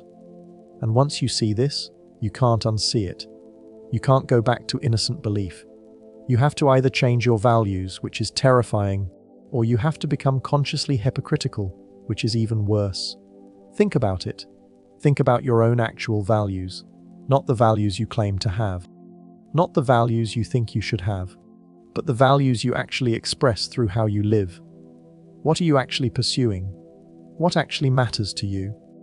If you're honest about this, you might discover that you're pursuing comfort and safety and approval rather than meaning and growth. You might discover that you're pursuing status and validation rather than authenticity. You might discover that you're pursuing pleasure and distraction rather than truth. And once you see this, what do? Do you continue pursuing these things consciously, admitting that you're choosing comfort and safety over growth and meaning? Or do you change course? Do you start pursuing something harder and more meaningful? But to pursue something harder and more meaningful, you have to be willing to give up comfort and safety. You have to be willing to stand alone. You have to be willing to suffer, and almost no one is willing to do this. This is why Nietzsche saw so few people actually becoming, so few people actually choosing. Most people just fall into being what they happen to be by accident of birth and circumstance. They inherit values and live them unconsciously. They never take responsibility for their own becoming, and Nietzsche found this tragic. Not in the sense of feeling pity for them, but in the sense of seeing tremendous wasted potential. He was saying, you could be so much more than you are, but you would have to choose it. You would have to work for it. You would have to suffer for it. And you won't. Now, let's talk about something that connects to this, the concept of the will to power applied to knowledge itself. Nietzsche believed that when we seek knowledge, we're not seeking truth for its own sake. We're seeking knowledge because it serves our will to power, because it gives us the ability to manipulate and shape the world. But here's what's interesting. Different people seek knowledge for different reasons, and those reasons shape what knowledge they seek and what they do with it. A physicist seeking to understand the laws of nature is expressing a certain form of will to power. A priest seeking to understand scripture is expressing a different form. A lover seeking to understand their beloved is expressing yet another form. All of these are expressions of will to power, but they're very different. And they all have different consequences. The knowledge a physicist develops can be used to build or to destroy. The knowledge a priest develops can illuminate or it can oppress. The knowledge a lover develops can deepen or it can control. So knowledge itself is not neutral. The pursuit of knowledge always involves an expression of power. It always involves an attempt to shape reality according to your values. And Nietzsche thought we should be honest about this. We should admit what we're really after when we pursue knowledge. We should ask ourselves, am I seeking this knowledge to dominate others, to manipulate, to control, or am I seeking it to understand, to grow, to create? And the answer changes everything about how we pursue knowledge and what we do with it. Now think about this in the context of modern culture. We have this idea that knowledge should be neutral and objective. We have this idea that scientists are just discovering facts, not pursuing power. But is this true? Is scientific knowledge really neutral? Or is it always pursued with certain interests in mind? Scientists need funding. Funding comes from somewhere, from someone with interests. What gets researched depends on what seems valuable, and what seems valuable depends on what will produce profits or political advantage or military capability. So science is never pursued in some pure realm divorced from power. It's always pursued by people with interests and values and biases. And Nietzsche's point is not that science is bad because of this. His point is that we should be honest about it. We should admit that knowledge is always an expression of will to power. That doesn't make it bad. It just makes it real. It makes it honest. And if we're honest about it, we can think more clearly about what kind of knowledge we want and what we want to do with it. We can think about whether we're pursuing knowledge that actually serves life, that actually helps humans flourish, or whether we're pursuing knowledge that merely feeds domination and control.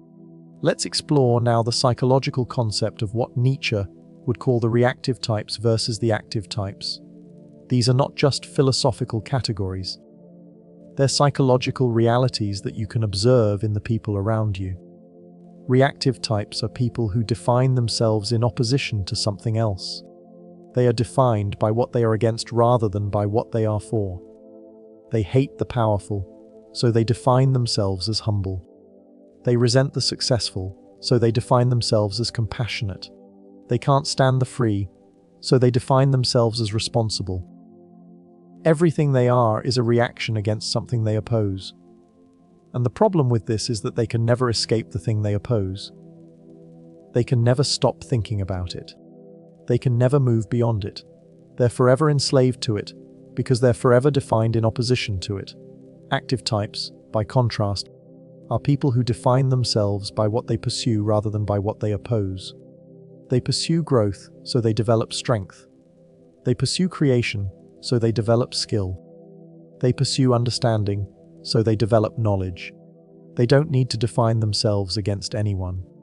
They're too busy pursuing their own positive vision. The difference between these types is profound. A reactive person might spend their entire life fighting something. Fighting injustice, fighting oppression, fighting evil. But they never actually create anything. They just fight. An active person might create something beautiful and true, and just as a byproduct of their own pursuits. They don't set out to fight injustice, but their creation is so good, so powerful, that it makes injustice look small by comparison.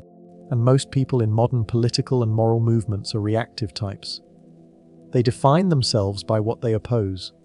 Their entire identity is built on their enemy. Without the enemy, they would have no identity.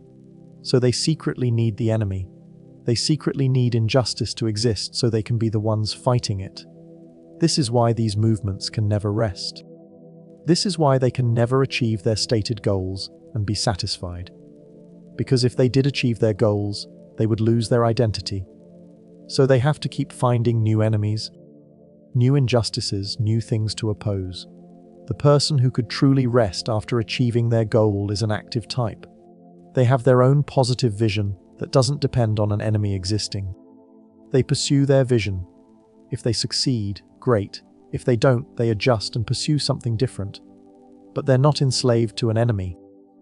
They're not forever defined in opposition to something. This is why Nietzsche valued active people far more than reactive people. Not because active people were kinder or more moral, but because they were free, they were powerful, they had their own vision. Reactive people might seem more moral, they might seem like they care about justice, but they're trapped. They're enslaved. And Nietzsche could see through the moral facade to the slavery underneath. Now let me explore something that might make you deeply uncomfortable.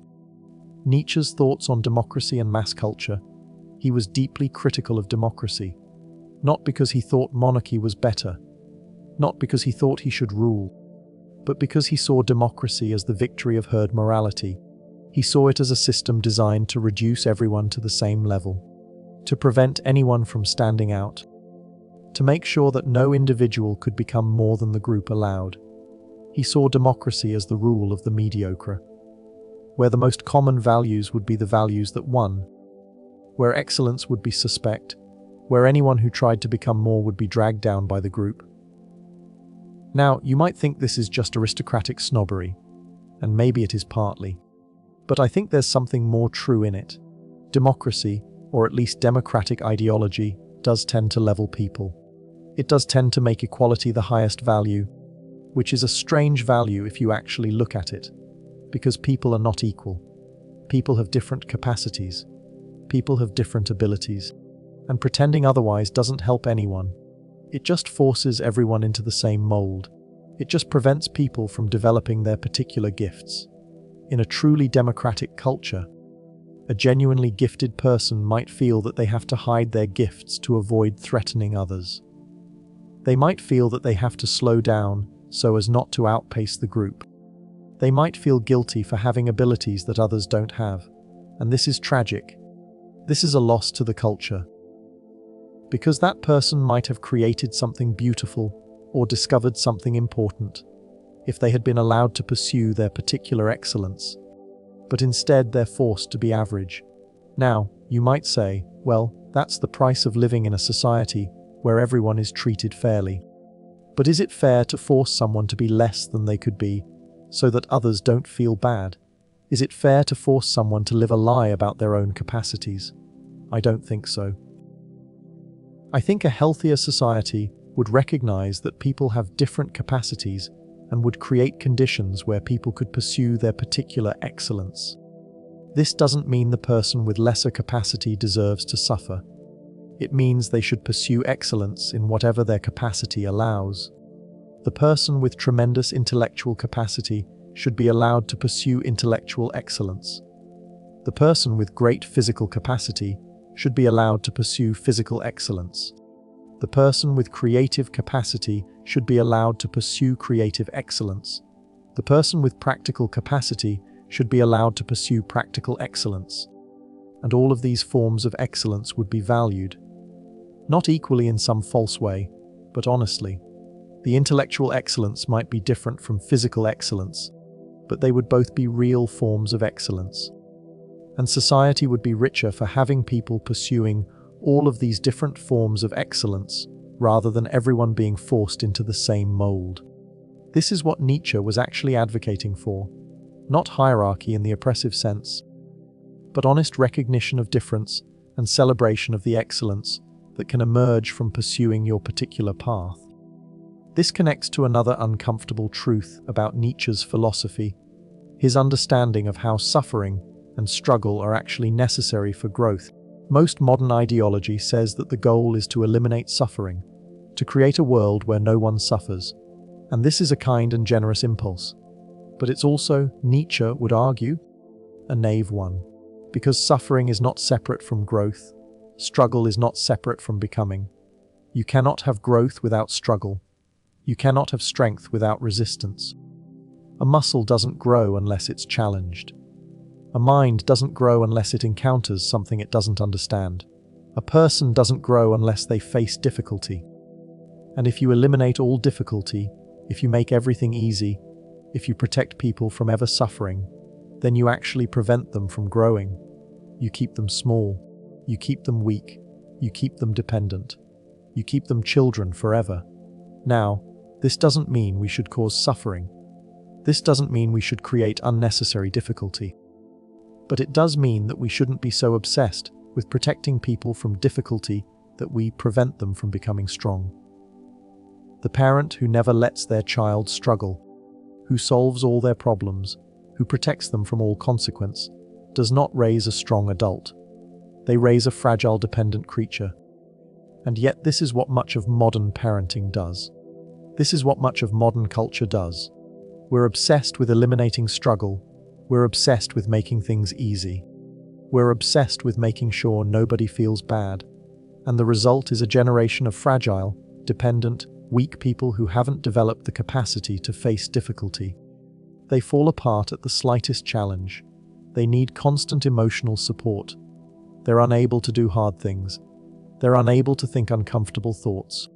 They're unable to sit with their own pain. And Nietzsche would say this is a disaster. This is a catastrophe.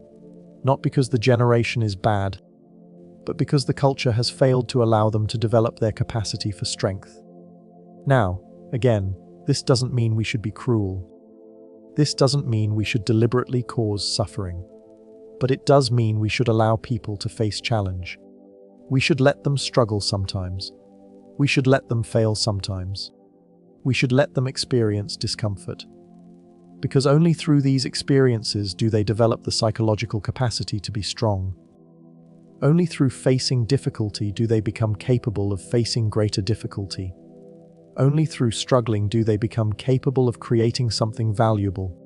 This is the real meaning of Nietzsche's philosophy of difficulty. It's not about being cruel. It's about being honest about what growth actually requires. Let's talk now about resentment in a way that might hit closer to home.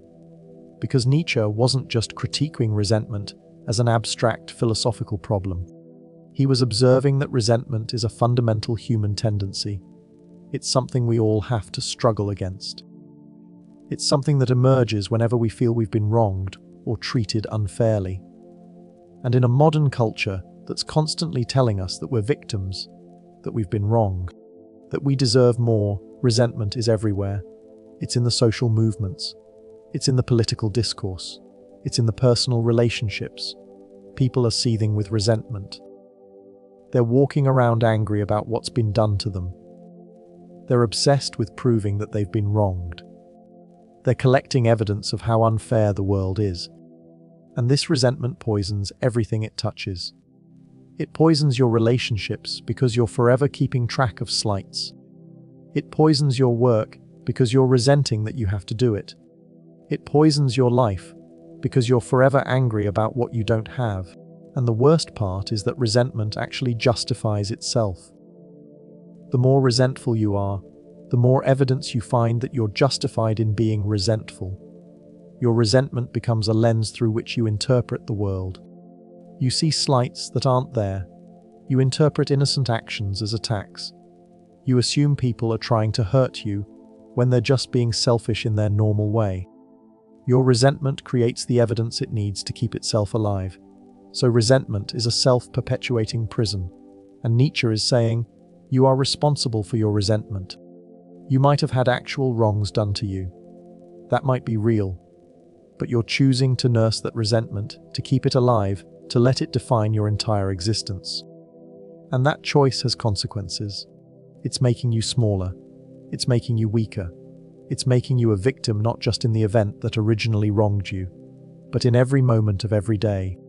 So the real question Nietzsche asks is, are you willing to give up your resentment? Are you willing to stop using your victimhood as an identity? Are you willing to stop nursing your grievances? Are you willing to become responsible for your own happiness rather than making it someone else's job to fix what was done to you? This is not a comfortable question. Most people don't want to answer it, because resentment has certain advantages. It justifies your anger. It keeps you morally superior. It explains why you haven't succeeded. But it also keeps you imprisoned. And Nietzsche was saying, the only way out is to stop resenting, to release it, to forgive not because the other person deserves it, but because you deserve to be free. Let me talk now about the shadow self in a Nietzschean way.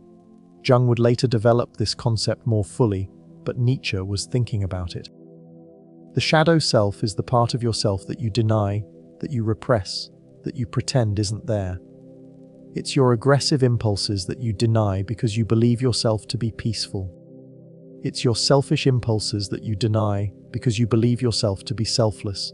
It's your sexual desires that you deny because you believe yourself to be pure. It's your ambitions that you deny because you believe yourself to be humble. Everyone has a shadow. Everyone has parts of themselves that they've rejected as unacceptable. And the problem is that the shadow doesn't go away because you deny it. It just goes underground. It emerges in twisted forms. It emerges as rage that you don't understand the source of. It emerges as depression and anxiety. It emerges as obsession with others' flaws that mirror your own disowned flaws. It emerges as weird behaviors that you can't quite explain. The person who has completely denied their aggression might become passive-aggressive. The person who has denied their sexuality might become obsessed with others' sexuality. The person who has denied their ambition might become envious of others' success. The shadow doesn't disappear. It just becomes more powerful and more twisted because it's operating unconsciously. Now, what Nietzsche was suggesting is that the only way to deal with the shadow is to integrate it, to acknowledge it, to admit, yes, I have aggressive impulses. Yes, I have selfish desires. Yes, I am ambitious. Yes, I have sexual feelings. Not to act on all of them, but to acknowledge them. To bring them into consciousness. To understand them. And then to direct them consciously towards something meaningful, rather than having them direct you from the unconscious. This is what Nietzsche meant by the will to power applied to yourself. It's not about becoming a tyrant or becoming selfish and aggressive. It's about taking control of your own drives rather than having them control you. It's about directing your aggression toward difficult creative projects rather than having it emerge as rage toward innocent people. It's about directing your sexuality toward genuine connection rather than having it emerge as obsession or perversion. It's about directing your ambition toward meaningful goals rather than having it emerge as destructive envy. Integration is not about becoming more selfish or aggressive. It's about becoming more conscious and more powerful. It's about becoming a whole person rather than a fragmented person at war with themselves. Let's explore now what Nietzsche called life affirming versus life denying. This is a crucial distinction that is often missed.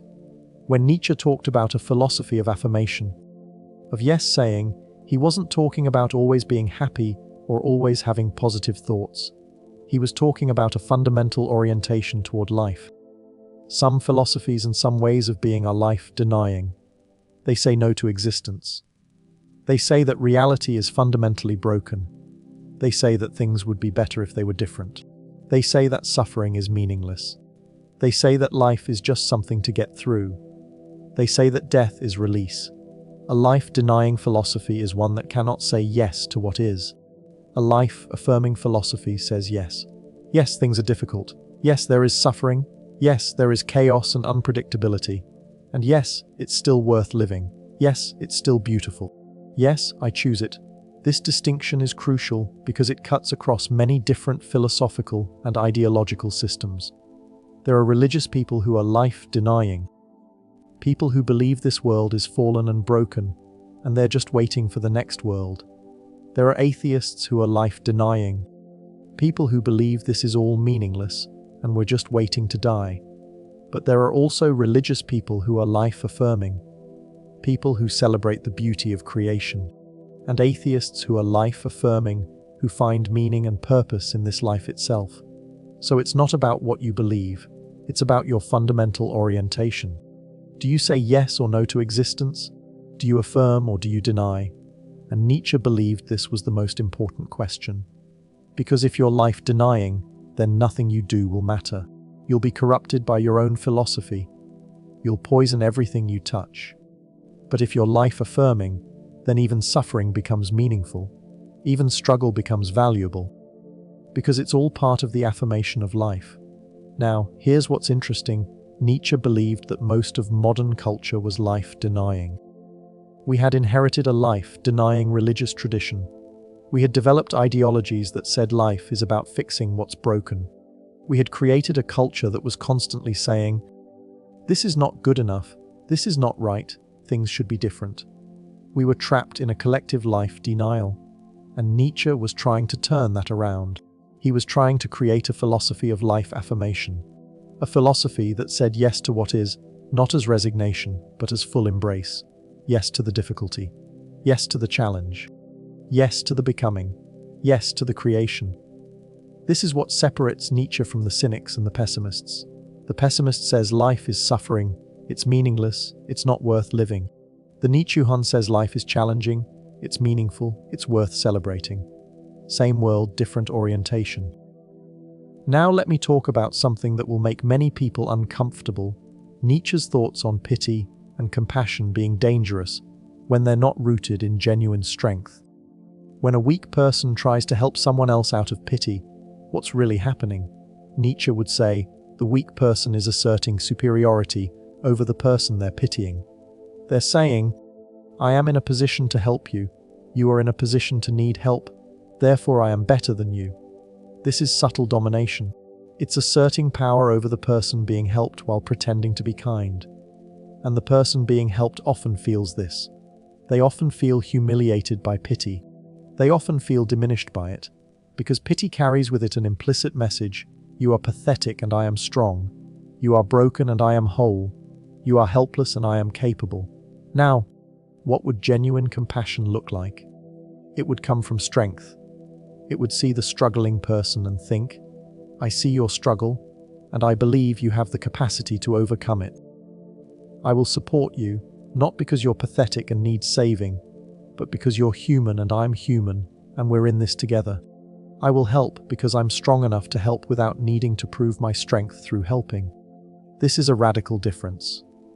One diminishes the person being helped. One honors them. And Nietzsche believed that most of what we call compassion and charity is actually the first kind. It's actually pity disguised as kindness. It's weakness trying to assert dominance through the pretense of kindness. And this is why so many social welfare systems are corrupting. They're organized around pity rather than genuine compassion. They're organized around the idea that some people are victims who need to be rescued by the strong. And this becomes self-perpetuating. The more you organize around this dynamic, the more people you create who believe they're victims who need rescuing. The more you undermine their sense of their own capacity, the more you make them dependent.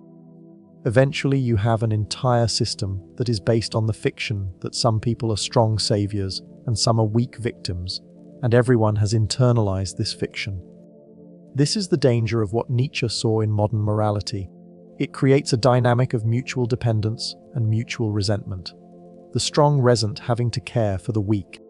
The weak resent their dependence. And everyone is locked in this dynamic. The solution is not to abandon compassion. It's to root compassion in genuine strength. It's for the strong to help in a way that honors the capacity of the person being helped.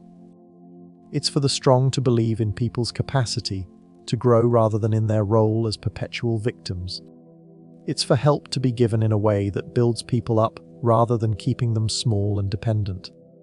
Let me explore now the concept of what Nietzsche called the sickness of the ideal. There is a kind of person who is sick in a particular way. They have an ideal. They have a vision of how they should be or how the world should be. And this ideal is usually impossibly high. It's usually demanding perfection. It's usually condemning anything that falls short. And so this person is constantly failing, constantly feeling inadequate, constantly feeling guilty, constantly feeling ashamed, because the ideal they've internalized is one they can never meet. They can never become pure enough, good enough, strong enough, smart enough, righteous enough. So they're always sick, always struggling, always inadequate. And what's sick about this is that they've made their own potential their enemy. They've set up an impossible ideal, and then they're forever fighting against themselves because they can never meet it. Some people spend their entire lives in this state. They're struggling constantly. They're never at peace. They're never satisfied. They're never capable of just existing. They have to be constantly trying to become something better. Now, there's a difference between healthy striving and this kind of sick struggling. Healthy striving comes from a place of genuine interest in becoming more. It comes with the understanding that becoming is a process that never ends, so there's no failing, only learning. There's no shame, only discovery. There's no guilt, only growth. But sick struggling comes from a place of internalized should. It comes with the understanding that you're supposed to be something other than you are, and your failure to be that thing is your fault. It's a kind of torture. You're torturing yourself with the ideal. And most people are doing some version of this. Most people have internalized some ideal that makes them sick. It might be an ideal of success. It might be an ideal of goodness. It might be an ideal of beauty or strength or intelligence. But whatever the ideal is, it's impossible to meet, so they're always failing. And Nietzsche is saying, the first step toward health is to examine your ideals. Where did they come from? Are they really yours? Or did you inherit them? Are they actually achievable? Or are they impossible? Are they nourishing your becoming? Or are they preventing it? Most of the time, ideals are preventing becoming. They're standing in the way. They're making you sick. And the healthy thing would be to release them. To stop torturing yourself with impossible ideals. To set aside the shoulds and start discovering who you actually are and who you actually want to become. Not who you're supposed to become, but who you choose to become based on your own values and your own nature. Let's now talk about the concept of fear that Nietzsche saw as fundamental to understanding human nature. He believed that fear drives much of human morality. Fear of the strong, so we invent morality that condemns strength. Fear of our own desires, so we repress them, and then condemn them in others. Fear of being alone, so we cling to the group and accept its values. Fear of death, so we invent afterlife beliefs. Fear of meaninglessness, so we attach ourselves to ideologies that promise meaning. And fear of change, so we cling to tradition and condemn innovation. Now, fear is not bad in itself. Fear is useful. It keeps us alive. It makes us careful. But fear can also be paralyzing. Fear can make us smaller. Fear can make us less than we could be. And Nietzsche believed that one of the fundamental tasks of human development is to overcome fear. Not to eliminate it, but to not let it run your life. To feel fear and act anyway. To be afraid and still choose growth. To be afraid and still take the risk. This is what courage is. It's not the absence of fear. It's the willingness to move forward despite fear. And Nietzsche believed that culture itself was often organized around managing fear. Culture said, if you obey these rules, you'll be safe. If you believe these things, you'll be safe.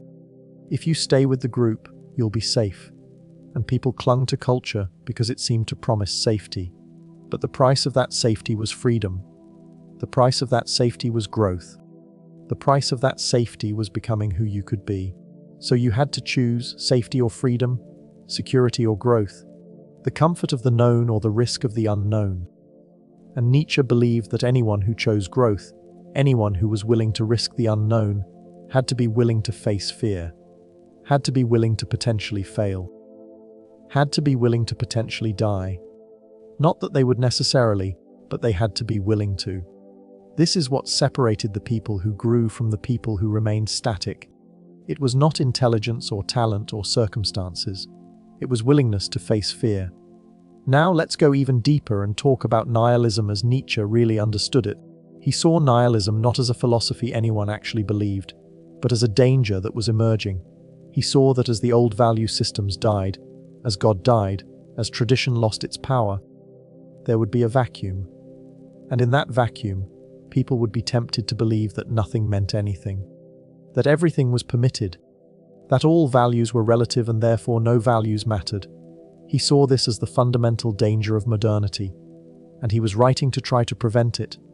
He was saying, if we fall into nihilism, if we decide that nothing matters, then we're finished. We'll become demons. We'll do destructive things. We'll justify any cruelty because nothing matters anyway. This is why Nietzsche was so focused on creating a framework for meaning in a post-religious world. He was trying to prevent nihilism by offering an alternative. He was saying, yes, the old meanings have collapsed, but that doesn't mean nothing means anything. It means you have to become brave enough to create meaning. You have to become a meaning maker. You have to say yes to life even though there's no cosmic guarantee that life matters. This was his anti-nihilism. And it's relevant to us now because I think we are closer to nihilism than we realize. We have abandoned the old religious and traditional frameworks. We have questioned all authority. We have deconstructed all narratives. We have relativized all values. And in many cases, we've ended up in a kind of cultural nihilism. We act as if nothing really matters. We treat everything as a text to be deconstructed. We treat all moral positions as equally invalid. We act as if it's all just power plays with no actual truth or meaning. And Nietzsche would say, this is precisely the danger I warned against. This is precisely the sickness that emerges from a simple rejection of the old without the creation of something new. This is precisely what happens when you kill God but refuse to become gods yourself. You're left in a wasteland of meaninglessness.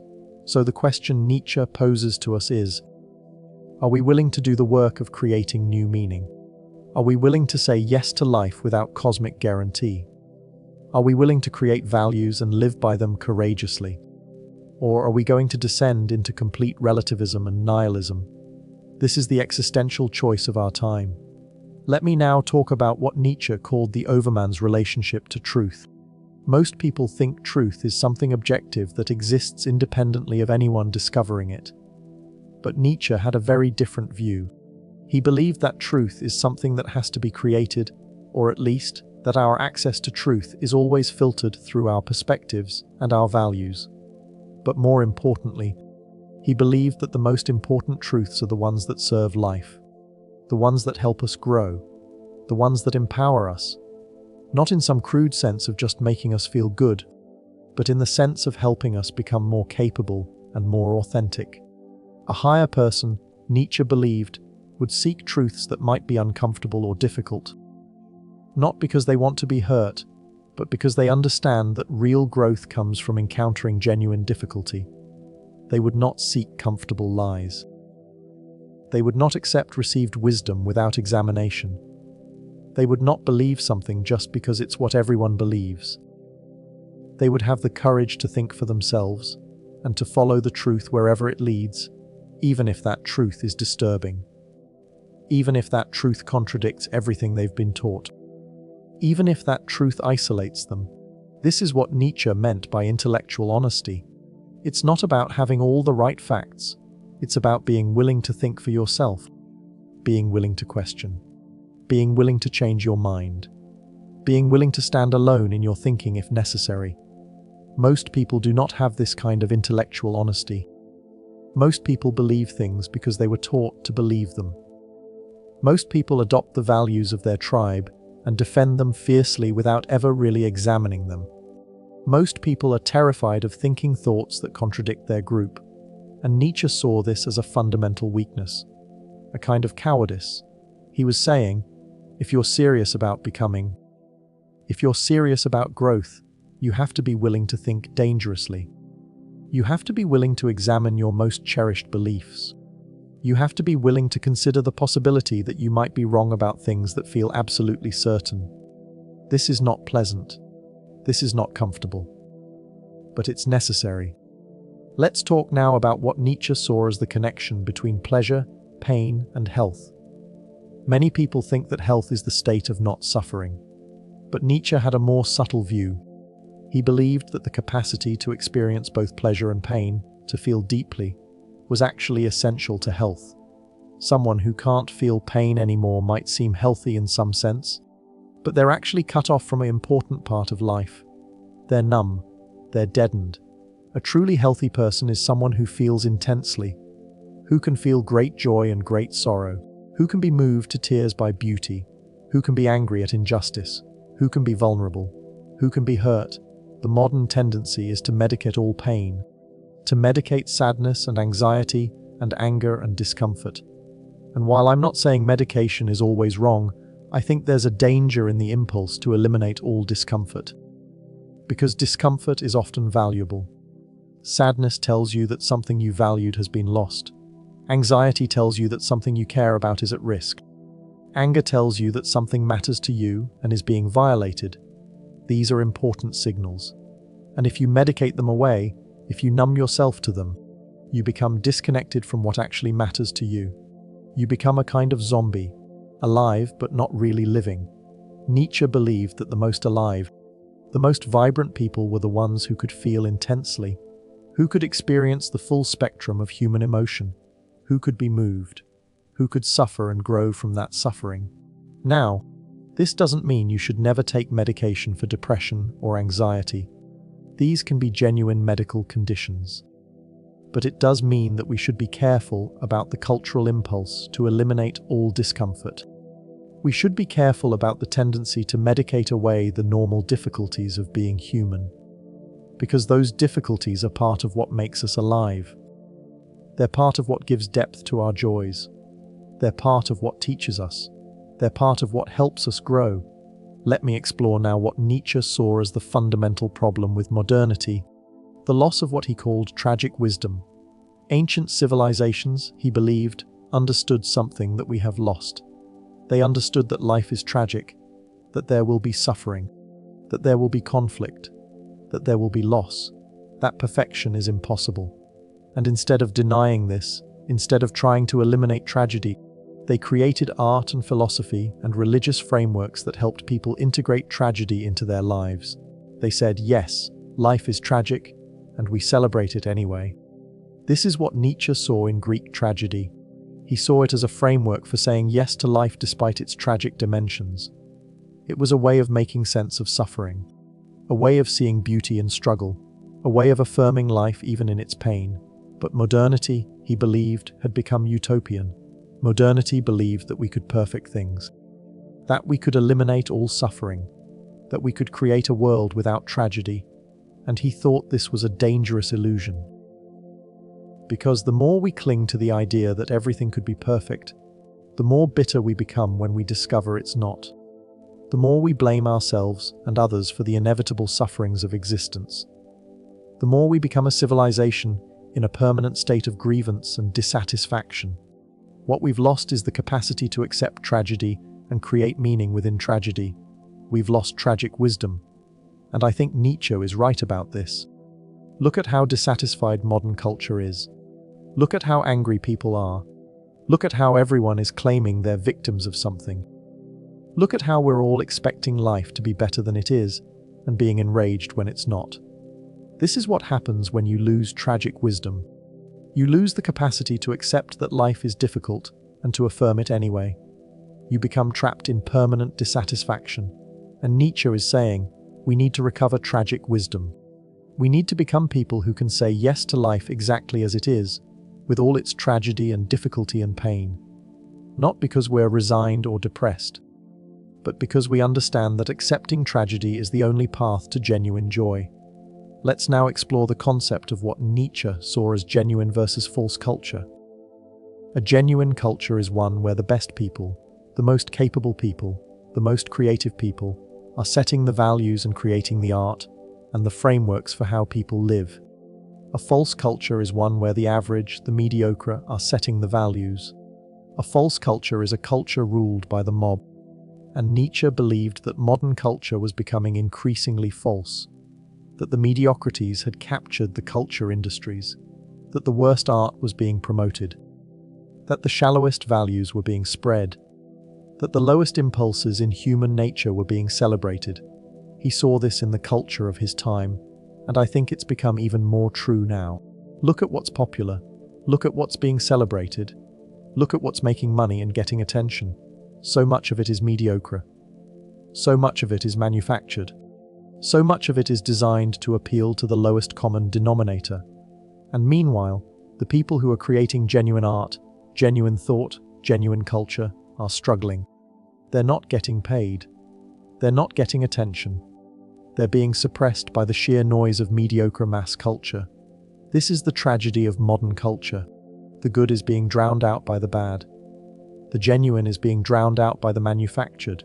And Nietzsche is saying this is a kind of sickness. This is a civilization in decline. Because when the mediocre are the authorities, when the average are the culture makers, when the mob is setting the values, then you've lost the possibility of transcendence. You've lost the possibility of being elevated to something higher. You're just stuck in the mediocrity. Now, I don't want to sound elitist about this. I'm not saying some people are inherently better than others. I'm saying that some people have cultivated their capacities more than others. Some people have developed their creativity and their thinking and their artistry more than others. And a healthy culture would recognize this. A healthy culture would create conditions where the most creative could create, where the most thoughtful could think, where the most artistic could make art. And this would elevate everyone. Everyone would have access to higher forms of culture. Everyone would be exposed to excellence. Everyone would have examples of what's possible. But in a culture ruled by the mediocre, everyone is dragged down. Everyone is exposed to the lowest forms of entertainment. Everyone's values are shaped by the least developed people. And this is stunting human potential. Now let me address something that connects all of this: Nietzsche's understanding of what he called ressentiment as the fundamental force shaping modern culture. Ressentiment is not just individual bitterness. It's a kind of cultural structure. It's built into the way we think about good and evil. It's built into our political systems. It's built into our moral frameworks. And Nietzsche believed that modern Western civilization was essentially built on ressentiment. It was built on the resentment of the weak against the strong, on the resentment of the unsuccessful against the successful, on the resentment of those who have suffered against those who haven't.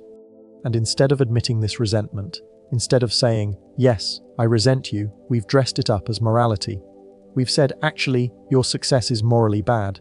Actually, your strength is morally wrong. Actually, your health and happiness is an injustice. We've inverted the values so that the weak can feel morally superior to the strong, so that the unsuccessful can condemn the successful, so that the suffering can judge those who haven't suffered. And this is the genius of slave morality. It's not just that it lets the weak win. It's that it lets them win while maintaining the moral high ground. It lets them dominate while claiming to be the victims. It lets them be cruel while claiming to be kind. This is why Nietzsche found it so insidious. Because it's honest, it's clothed in the most beautiful language. It claims to be compassion. It claims to be justice. It claims to be equality. But underneath, it's resentment. It's revenge. It's the attempt by the weak to drag down the strong. Now, you might say, well, doesn't this apply to master morality too? Doesn't the strong try to dominate through their values? And Nietzsche would say, yes, but the strong are at least honest about it. The strong say, I am strong, therefore my values are good. It's crude, but it's honest. There's no pretense. The weak, by contrast, pretend that their values are universal and objective. They pretend that everyone everywhere would agree with them if they were just thinking clearly. They pretend they're not motivated by resentment, but by pure principle. And this is the dishonesty that bothers Nietzsche. The solution is not to go back to master morality. The solution is to be honest about all morality. To admit that your values express your particular perspective, your particular interests, your particular form of will to power. To stop pretending that your values are universal objective truth. To stop hiding your will to power behind claims of morality. To say, yes, I have values, I express them. I try to shape the world according to them, but I'm honest about that. I'm not pretending, I'm just passively reporting objective, moral facts. This kind of honesty would change everything. Let me talk now about what Nietzsche would say about social media and digital culture. He's not alive to see it, but I think he would recognize in social media the ultimate expression of ressentiment. He would see in Twitter and Facebook and TikTok a platform that rewards the expression of grievance, a platform that rewards the person who can best articulate their victimhood, a platform that rewards moral certainty, a platform that rewards the outraging of others, a platform that creates permanent enemies to fight against. He would recognize that social media is essentially based on ressentiment, on the need to prove you've been wronged, on the need to punish others for wronging you, on the need to gather allies in your grievance. And he would see how social media amplifies this, how it creates algorithms that show you the things that make you angry, that show you evidence that you're right and they're wrong, that show you people to hate, that create an endless stream of injustice to be upset about. Nietzsche would see all of this as deeply unhealthy, as a kind of technological addiction to ressentiment, and he would be concerned about what this was doing to human consciousness. Because when your consciousness is shaped by an endless feed of grievance, when you're living in a constant state of rage about injustice, when your identity is built around your victimhood and your enemies, you're trapped. You're enslaved. You're small. You're not free to become. You're not free to create.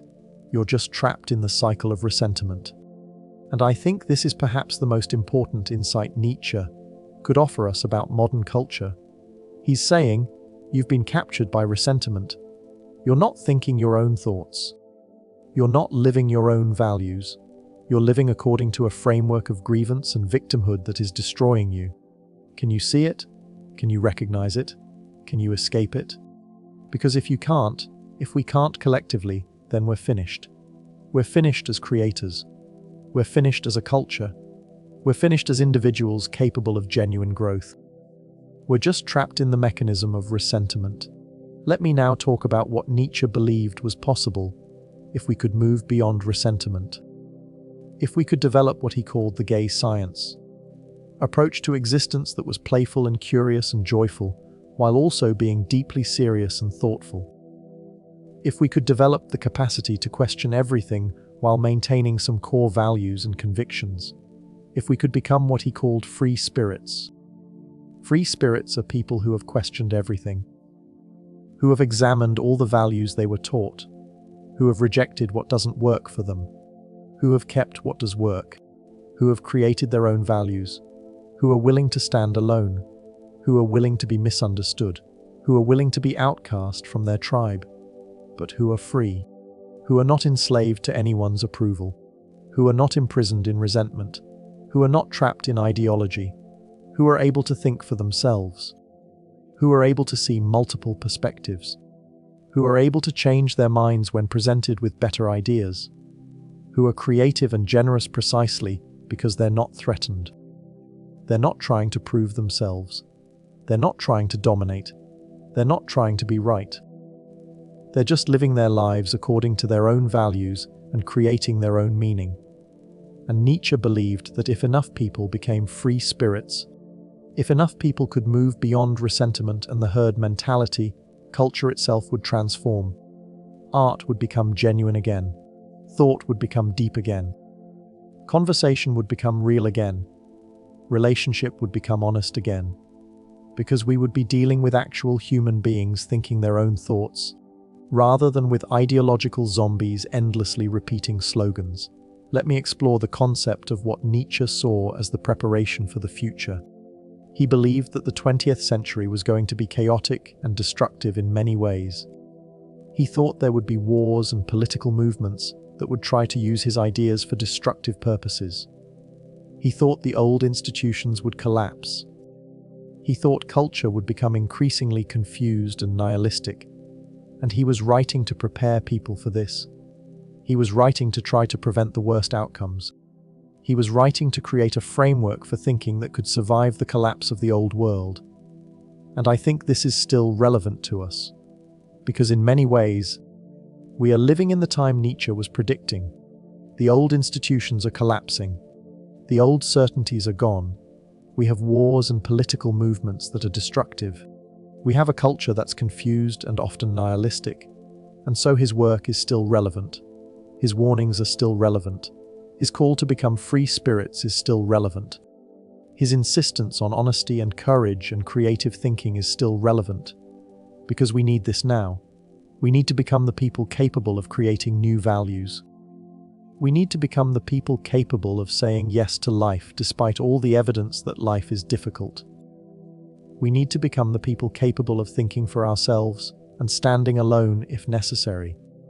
We need to become the people capable of moving beyond ressentiment and the victimhood narrative.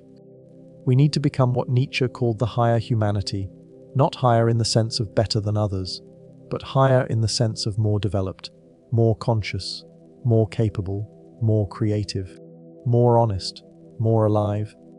This is what awaits if we're willing to do the work. Now let me address something that is often misunderstood about Nietzsche, his views on love and friendship. Most people think Nietzsche was against love, that he was a misogynist who just wanted to dominate women. But if you read carefully, you find something far more nuanced. Nietzsche believed in love, but he believed in a very particular kind of love. He believed in love that came from strength, not weakness. He believed in love that didn't require possession of the other person. He believed in love that allowed the other person to be fully themselves. He believed in what he called love of fate applied to other people. The ability to say, I love this person exactly as they are, not the version of them I wish they would be, not the version of them I could control, but them, in their fullness, in their autonomy, in their difference from me. He believed in friendship that was based on mutual respect and genuine affection, rather than on dependence or obligation. He believed that the highest form of relationship was one where two free people chose to walk together while remaining free, where they didn't lose themselves in each other, where they didn't demand that the other become what they wanted, where they allowed each other to grow and change, where they could be honest with each other about all things. This kind of love is actually quite rare. Most people love from a place of neediness. They need the other person to complete them. They need the other person to validate them. They need the other person to be what they want. And this is not real love. This is possession dressed up as love. Real love, Nietzsche would say, is when you're so complete in yourself that you can love someone else not because you need them, but because you choose them.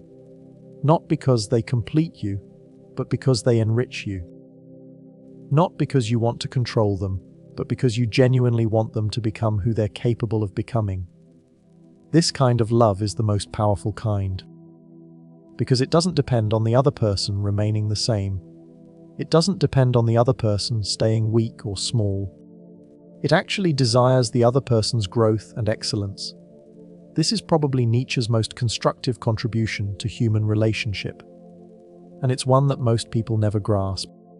Let me now talk about what Nietzsche called the genealogy of morals. This is his attempt to trace where our moral values actually come from. Not where we think they came from, but where they actually originated historically and psychologically. And he traces most modern morality back to resentment. He traces it back to moments when the weak felt they had been wronged and decided to create values that would condemn what wronged them. He traces it back to people who couldn't compete directly with the strong, so they competed through the moral sphere. So they created a moral framework that made their weakness seem virtuous and the strength of the strong seem vicious. And he traces it back to Christianity specifically, which he saw as the ultimate expression of this kind of moral inversion. Christianity, he believed, had taken the values of an oppressed slave people and turned them into the dominant moral framework of Western civilization. It had convinced the strong to feel guilty about their strength. It had convinced people to value suffering. It had convinced people to see their bodies as prisons and their desires as sinful. And this framework had shaped everything. It had shaped our political systems. It had shaped our legal systems. It had shaped how we raise children. It had shaped what we value and what we condemn. And he believed that if we could understand this genealogy, if we could see that these values don't come from universal truth, but from historical accident and resentment, then we would have the freedom to choose different values. We would not be enslaved to a framework that happened to emerge from the resentment of an oppressed people. We would be free to create new values. We would be free to affirm health and strength and beauty and creation rather than being forced to condemn them. This genealogical approach to morality is still valuable today. It teaches us to ask, where did this value come from? What was its origin? What will to power does it express? Is it something I actually believe in, or something I inherited without thinking about it? These are powerful questions. And if we could all ask them of our own values, our own beliefs, it would be liberating. Finally, let me address what might be the ultimate goal of Nietzsche's philosophy, the transvaluation of all values. This is his vision of a complete overturning of the value systems that have dominated Western civilization. Not through violence, not through revolution, but through the gradual transformation of consciousness. As more people become capable of thinking for themselves, as more people move beyond ressentiment, as more people develop their capacities for creativity and strength and honesty, the values will gradually change. The things we condemn will change. The things we celebrate will change. The things we organize our societies around will change. And what emerges will be a civilization based on life affirmation rather than life denial, based on creation rather than consumption, based on individual excellence rather than collective mediocrity, based on becoming rather than being. This is not something that will happen quickly. This is something that unfolds over generations. But Nietzsche believed it was necessary. He believed that Western civilization as it currently exists is sick. Sick with resentment. Sick with life denial. Sick with the worship of weakness and suffering. And the only cure is a complete revaluation. The only cure is to ask ourselves what we're really valuing. The only cure is to begin creating new values. The only cure is to become the people capable of living differently. This brings us to the final insight I want to leave you with. Nietzsche's entire project can be understood as an attempt to answer one fundamental question. What would a truly healthy human being look like? What would a human being look like who had developed all their capacities, who had overcome resentment, who had moved beyond the need for external validation, who had created their own values, who had become fully alive?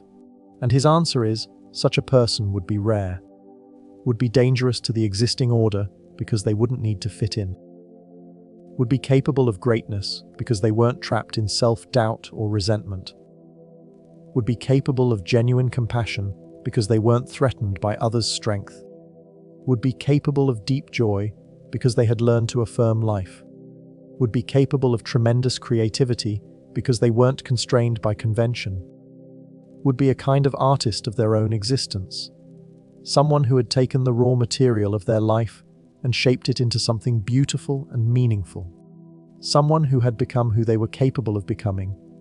And Nietzsche believed this was possible for anyone, not just the rare genius, but for anyone willing to do the work, anyone willing to face themselves, anyone willing to question their assumptions, anyone willing to take responsibility, anyone willing to stand alone when necessary, anyone willing to say yes to life. This is the challenge, this is the opportunity, this is what Nietzsche offers. Not easy answers, not comfort, not permission to remain as you are, but a genuine call to become more, to grow, to create, to overcome, to say yes, to become who you are.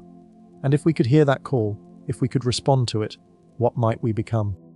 What might our civilization become? What kind of future might we create? That is the question Nietzsche left us with.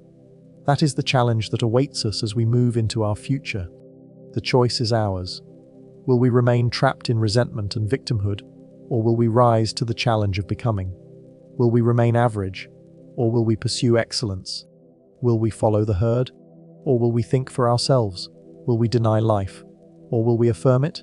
Will we close ourselves to the depths of existence, or will we open ourselves to them completely? These are not abstract philosophical questions.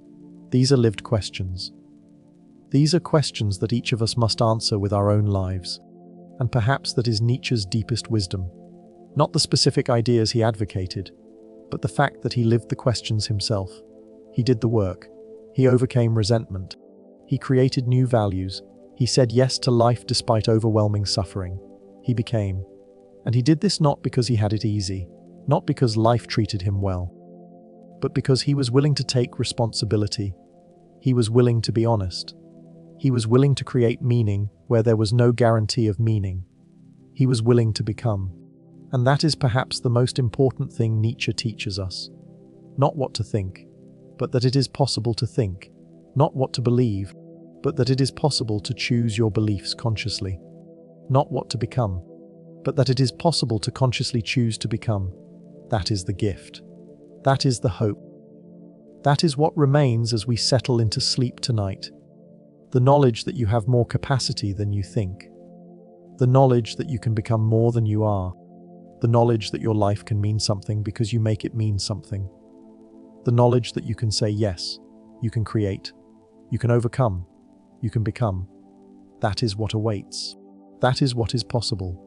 If you choose it, sleep well with that thought, dream of who you might become. And when you wake, remember, the choice is yours.